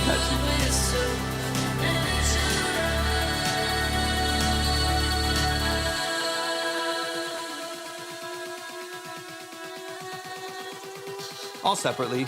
I mean, you know, that depends on the track, but I'd have vocal effects on doing their own thing. Unless I want the same Valhalla reverb on a piano or something like that. Unless you have like the same reverb on something else, I'd process everything as individually as you need it to make it sound good. There's no rules to it. If you want the same reverb on everything to set it into an environment or a room, go for it. But you know, I typically just whatever serves the song the best. It might be simply moving my mono utility prior to reverb. Yeah, 100%. Yeah, it could just be that it's like collapsed on that before, just in the chain. And that's why kind of all of that vocal is kind of right down the nose, kind of right down the middle here. So I do think that if you can open that back up, then it just feels like a different track. Because the last thing that this track should feel is like mono and small and like, you know, too tight. It should, you know, as you know, and as most of your records are, because you're crazy, it should be super open, and I've heard that in all of your tracks.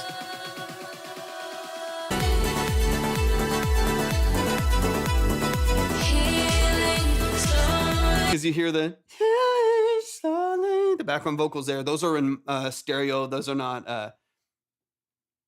Hell yeah. I mean, those are easy fixes. Easy fixes, right? Yeah. So honestly, man, I would just revisit probably processing on the lead from a full processing standpoint, like the compression, the saturation, chorusing, things like that, to make it like, if there's going to be like lo-fi things and weird modulation on the vocal and artifact, make it sound like it's intentional, not an issue you had to deal with. You know what I mean? This is something I have to do all the time, especially with like pretty like low quality tracking that I get from clients and stuff like that. Like I had a client a couple months back that the whole track, it was randomly clipping, and they refused to re-record. It was randomly clipping, like just every 8 words that they said was just like coming in fried in the microphone. They're just like yelling into the microphone. And I was like, dude, could you please re-record? It's gonna be tough to mix. They refused to. I said, okay, I'm going to distort your whole vocal for the whole song in order to make it sound intentional. Like this is gonna way it's gonna be, the whole song is gonna be saturated now and kind of bit crushed in order to make it feel like it's actually cohesive, like makes it sound like it's an intentional effect and filter on the vocal. So you gotta kind of do what you gotta do to kind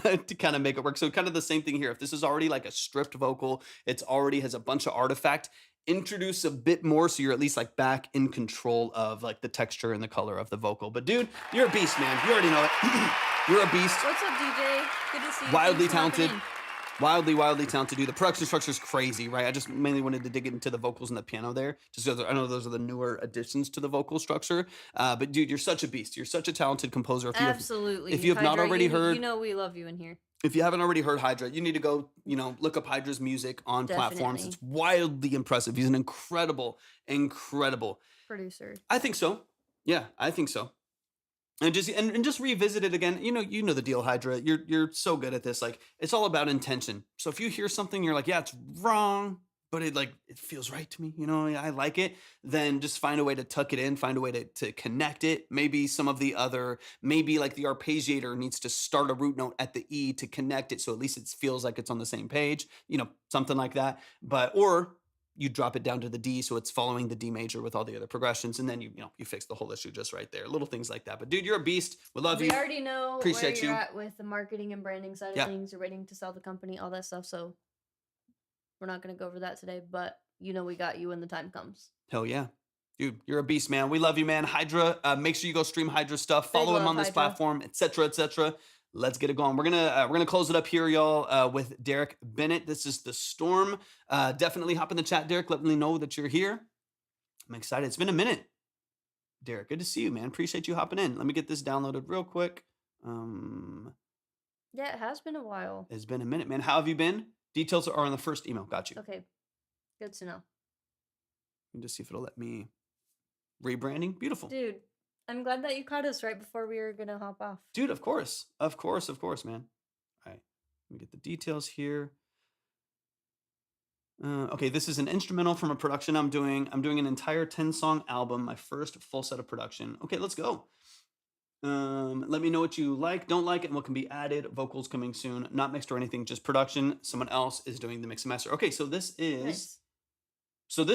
Not the like more recent producer you're working with. This is all you. Is that what my first full set of production? Am I like reading that right? That this is all Derek Bennett on the production. Let me know. Or if it's in collaboration with some other people. All you. Let's go, dude. I love that. Proud of you, man. That's, yeah, really It's a big step. exciting. And then just let us know if you have any questions on the branding, marketing side of things. You know we got you. However we can help. Hell yeah.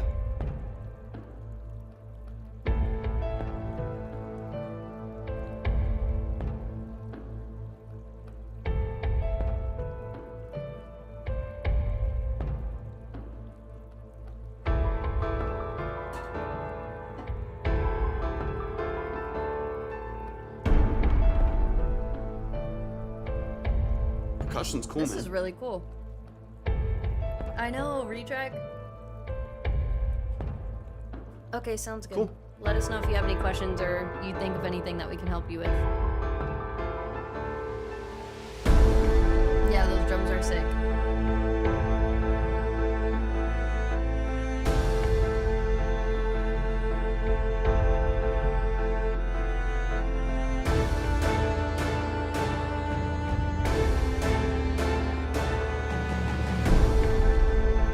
Nice, Derek. I like that.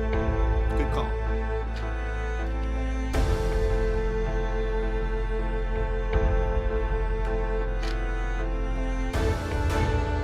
Yeah, that is cool.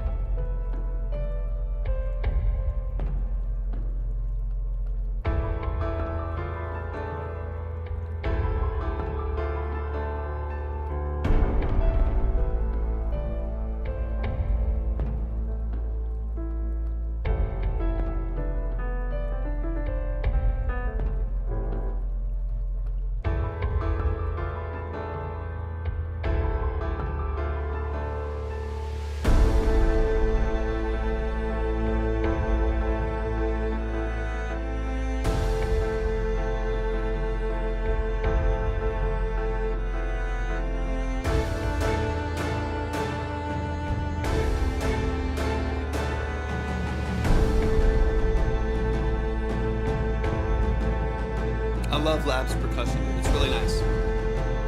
Yeah, sounds legit. That's what I use for the intro to Safe. They have some cool texture in there.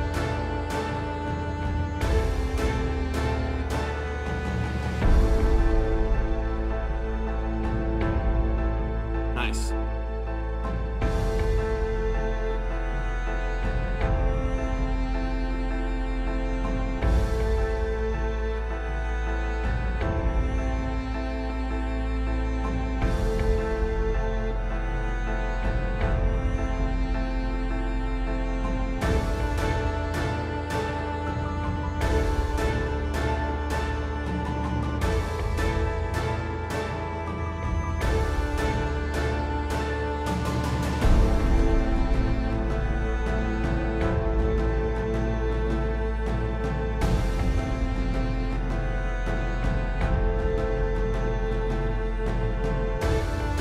Gotcha.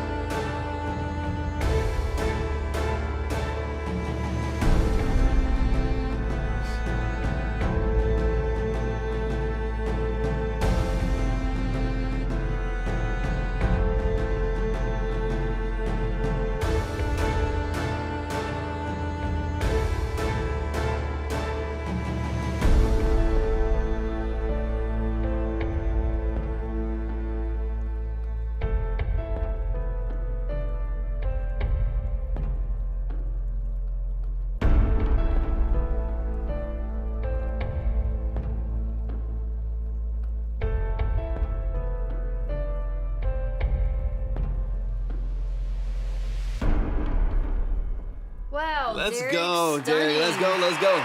That may be the best piece of music I've ever heard from you. That sounds really, really honestly, it sounds really, really dynamic, man. Especially because that's all So you. nice. That makes me super, super happy. Amazing job. Retrack. Do you use the volume fader at the top right on Labs? If you don't, then you can always use trim tools too in your DAW to make them louder. Because some of them are, since they are cinematic, some of them are like a little bit quieter. So you can use the volume at the top to help mitigate some of that. But let's get into it, man. Let's run it from the top. Let's get into some of the details. I'm loving this direction for you, man. Super, super cool.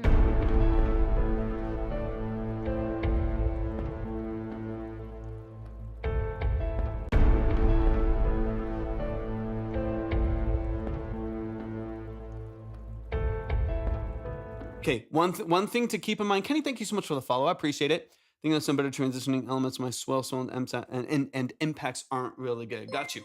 And you could also just, Chris, Thanks thank you for so the much follow. for the follow. Yeah, I got you, Retract. But yeah, on the top right, there's its own volume fader that's different than the dynamic and expression modes on Spitfire. So you can find it at the top right. But if that's low, then you can push it up like 200, 300%, depending on the sound. One thing I would keep in mind too, are you using a jog wheel or are you using like a modulation wheel for your automation on your like early like brass and strings?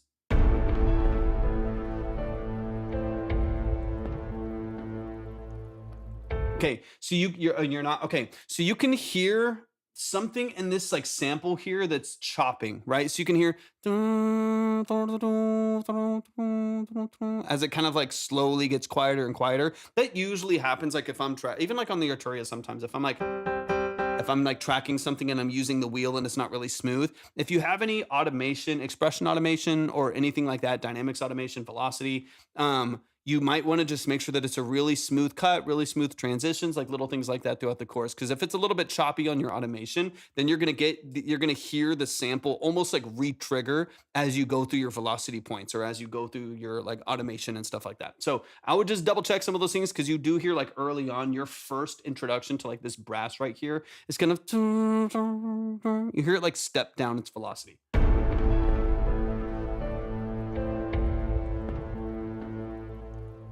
Yeah, almost like a little bit of a chop right there. So something to double check. Obviously, could be infinite things that maybe are the source of that. But that'd be something I would look into. Make sure your automation lanes are really smooth, or they're as smooth as you want them to be. That'd be one thing that I would look into. I love your percussion on this though, man. It's really, really cool.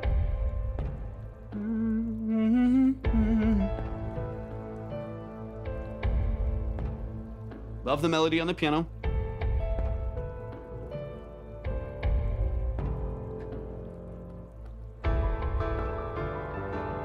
So nice.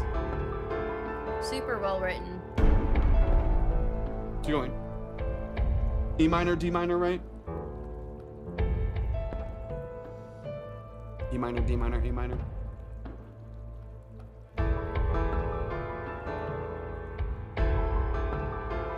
So on the, let's see.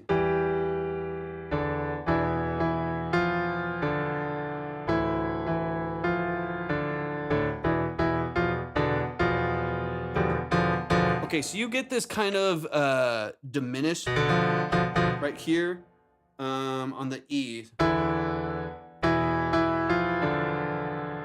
So let me see.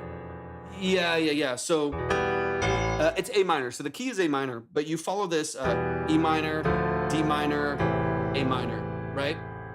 So credit card. E minor. Welcome back, King Fresh. Thank you so much for hopping in. We are closed for today, but we will be back on Friday at 1 p.m. Central.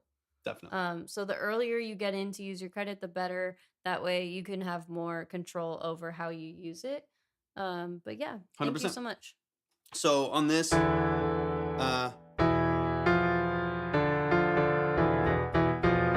can I hear all that tension right there? I don't mind it. It actually doesn't sound bad. I don't really mind it, but you might want to clarify it a little bit. One great way to like help with utilizing diminished chords like that is to support it. It'll be about 1 p.m. fresh.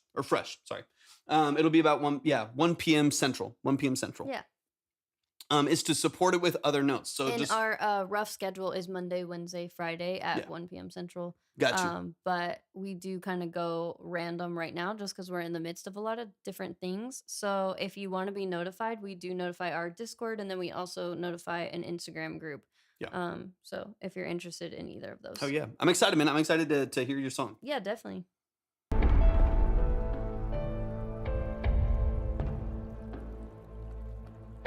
So I want to hear this progression here again.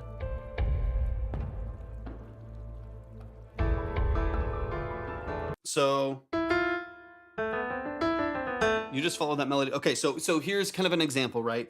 Of if you're gonna change to this like F diminished kind of like, and you're gonna have this.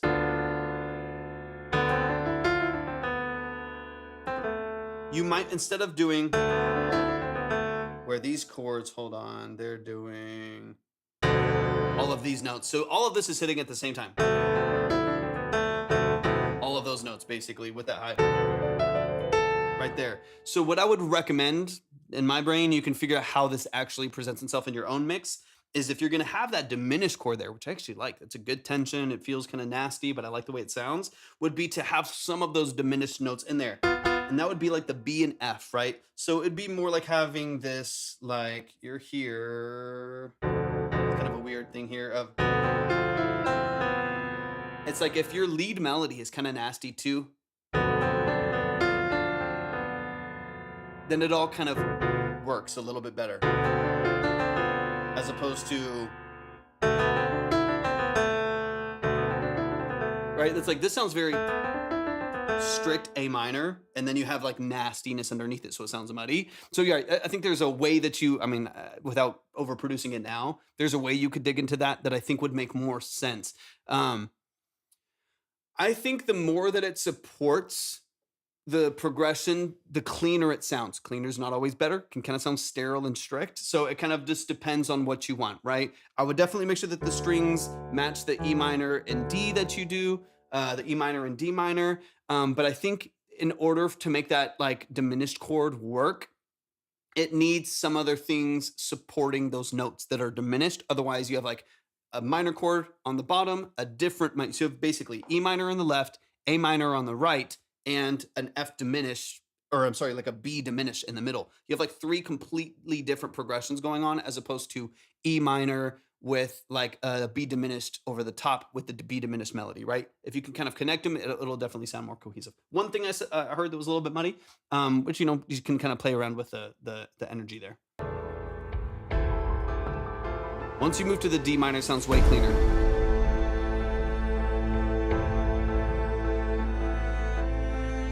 All right, let me skip forward a little bit. Only a couple other things I'll dig into. I'm excited, dude. I'm excited for you, Derek. And I mean, this is one of the first times that we've come in with a production that you have a lot more control over. Oftentimes it's like, that's so exciting. It's like, yeah, they produced it. They're probably not going to change anything. You know what I mean? And this is a chance that you have to have complete control over your sound, You're dude. so I love talented. I feel like this is the first time we're like really, really getting to hear what just you are made Yeah, of, which dude. is really, really awesome. I love that.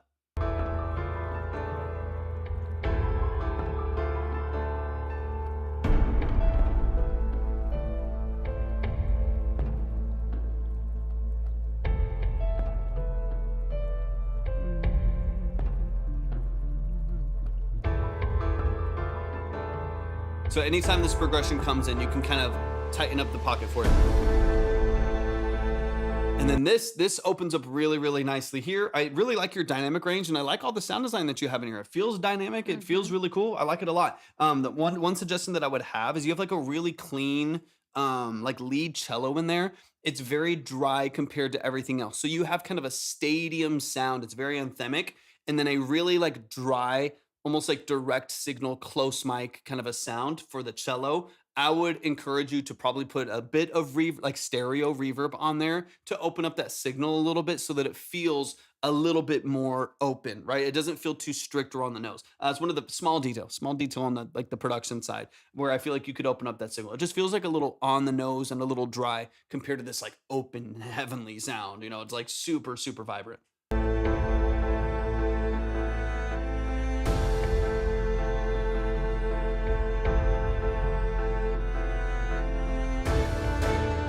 Because even those other ones, yeah, 100%. And like honestly, keeping that in stereo makes it really, really easy to like, I don't need this. Keeping it in stereo and making sure that there's like stereo processing on it will also just help it feel a little bit more full. Because like typically if you like you're I mean, not like we're tracking an orchestra or something like that, but like typically you might have some direct mics, but you might have some segmented mics and stuff like that, which is why like in your VSTs, you'll have like segments of strings. Like here's the quartet, here's like this bass section, here's this whole section over here of like 10 different strings at a time, because they'll be mic'd either in segment, and then also will have like a bunch of overheads. Like if you ever go to an orchestra or see it, oftentimes you'll see 20 mics hanging from the city, or 6 mics depending on the size, stuff like that, hanging from the ceiling, recording segments in stereo too.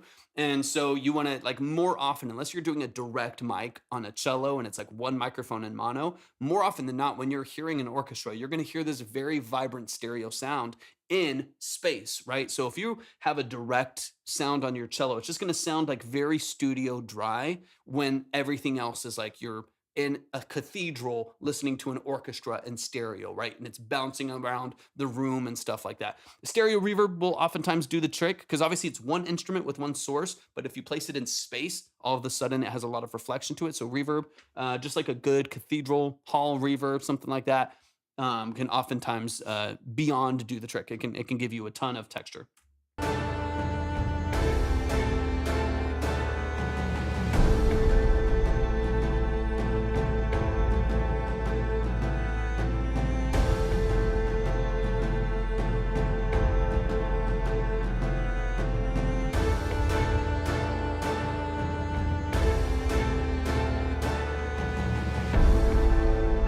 Love like that low brass right there too. Beautiful.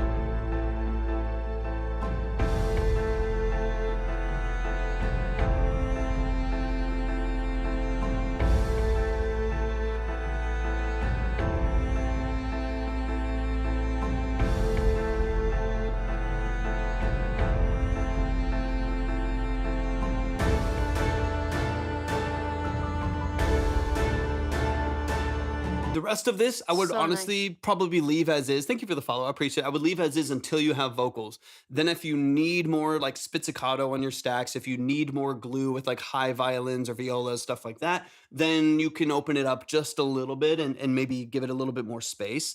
But I wanted to give you a quick example here, because that's the only thing. I would just fine tune your progression and really decide where you want to build up energy and where you want your dynamics to feel a little bit closer, where you want them a bit more vibrant, and then of course getting kind of like the processing of your actual cello in there to be a little bit more cohesive with the rest of the record. And like one example of that, I'll just show you really quick here.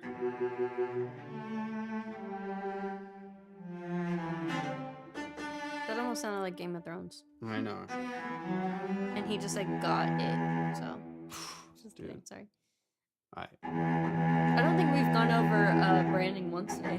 It's super interesting. I don't think this has ever happened before. So hear the difference here. So I'm gonna crank this up just a little bit so you can hear. It sounds awesome. I mean, this is like I freaking love this cello. Sick. Beautiful, but you don't get any of the openness in the context of a mix. So if I move this like a little bit farther from the stage and open it up, and let's go. Hold on. Wait, where'd the...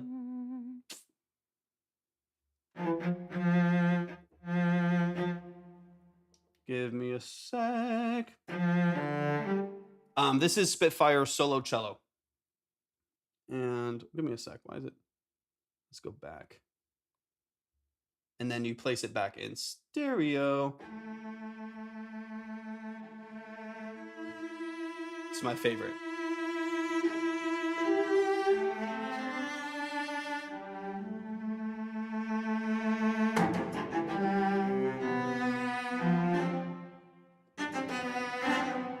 It's amazing, dude.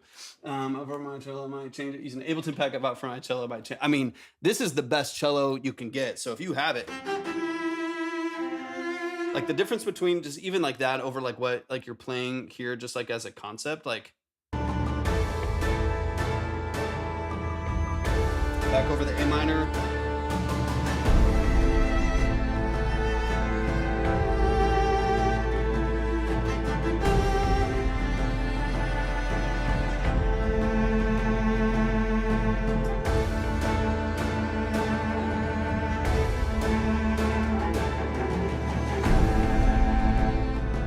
that just sounds like so much more. Dude, it's good, retrack. It's good. It just already is like so much more open and so much more vibrant, right? It's there's so much more.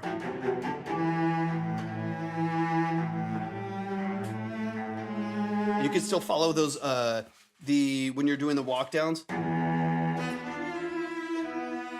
See, that's where that diminished comes in, right? So if I play the E to the D like you do, but I follow the diminished.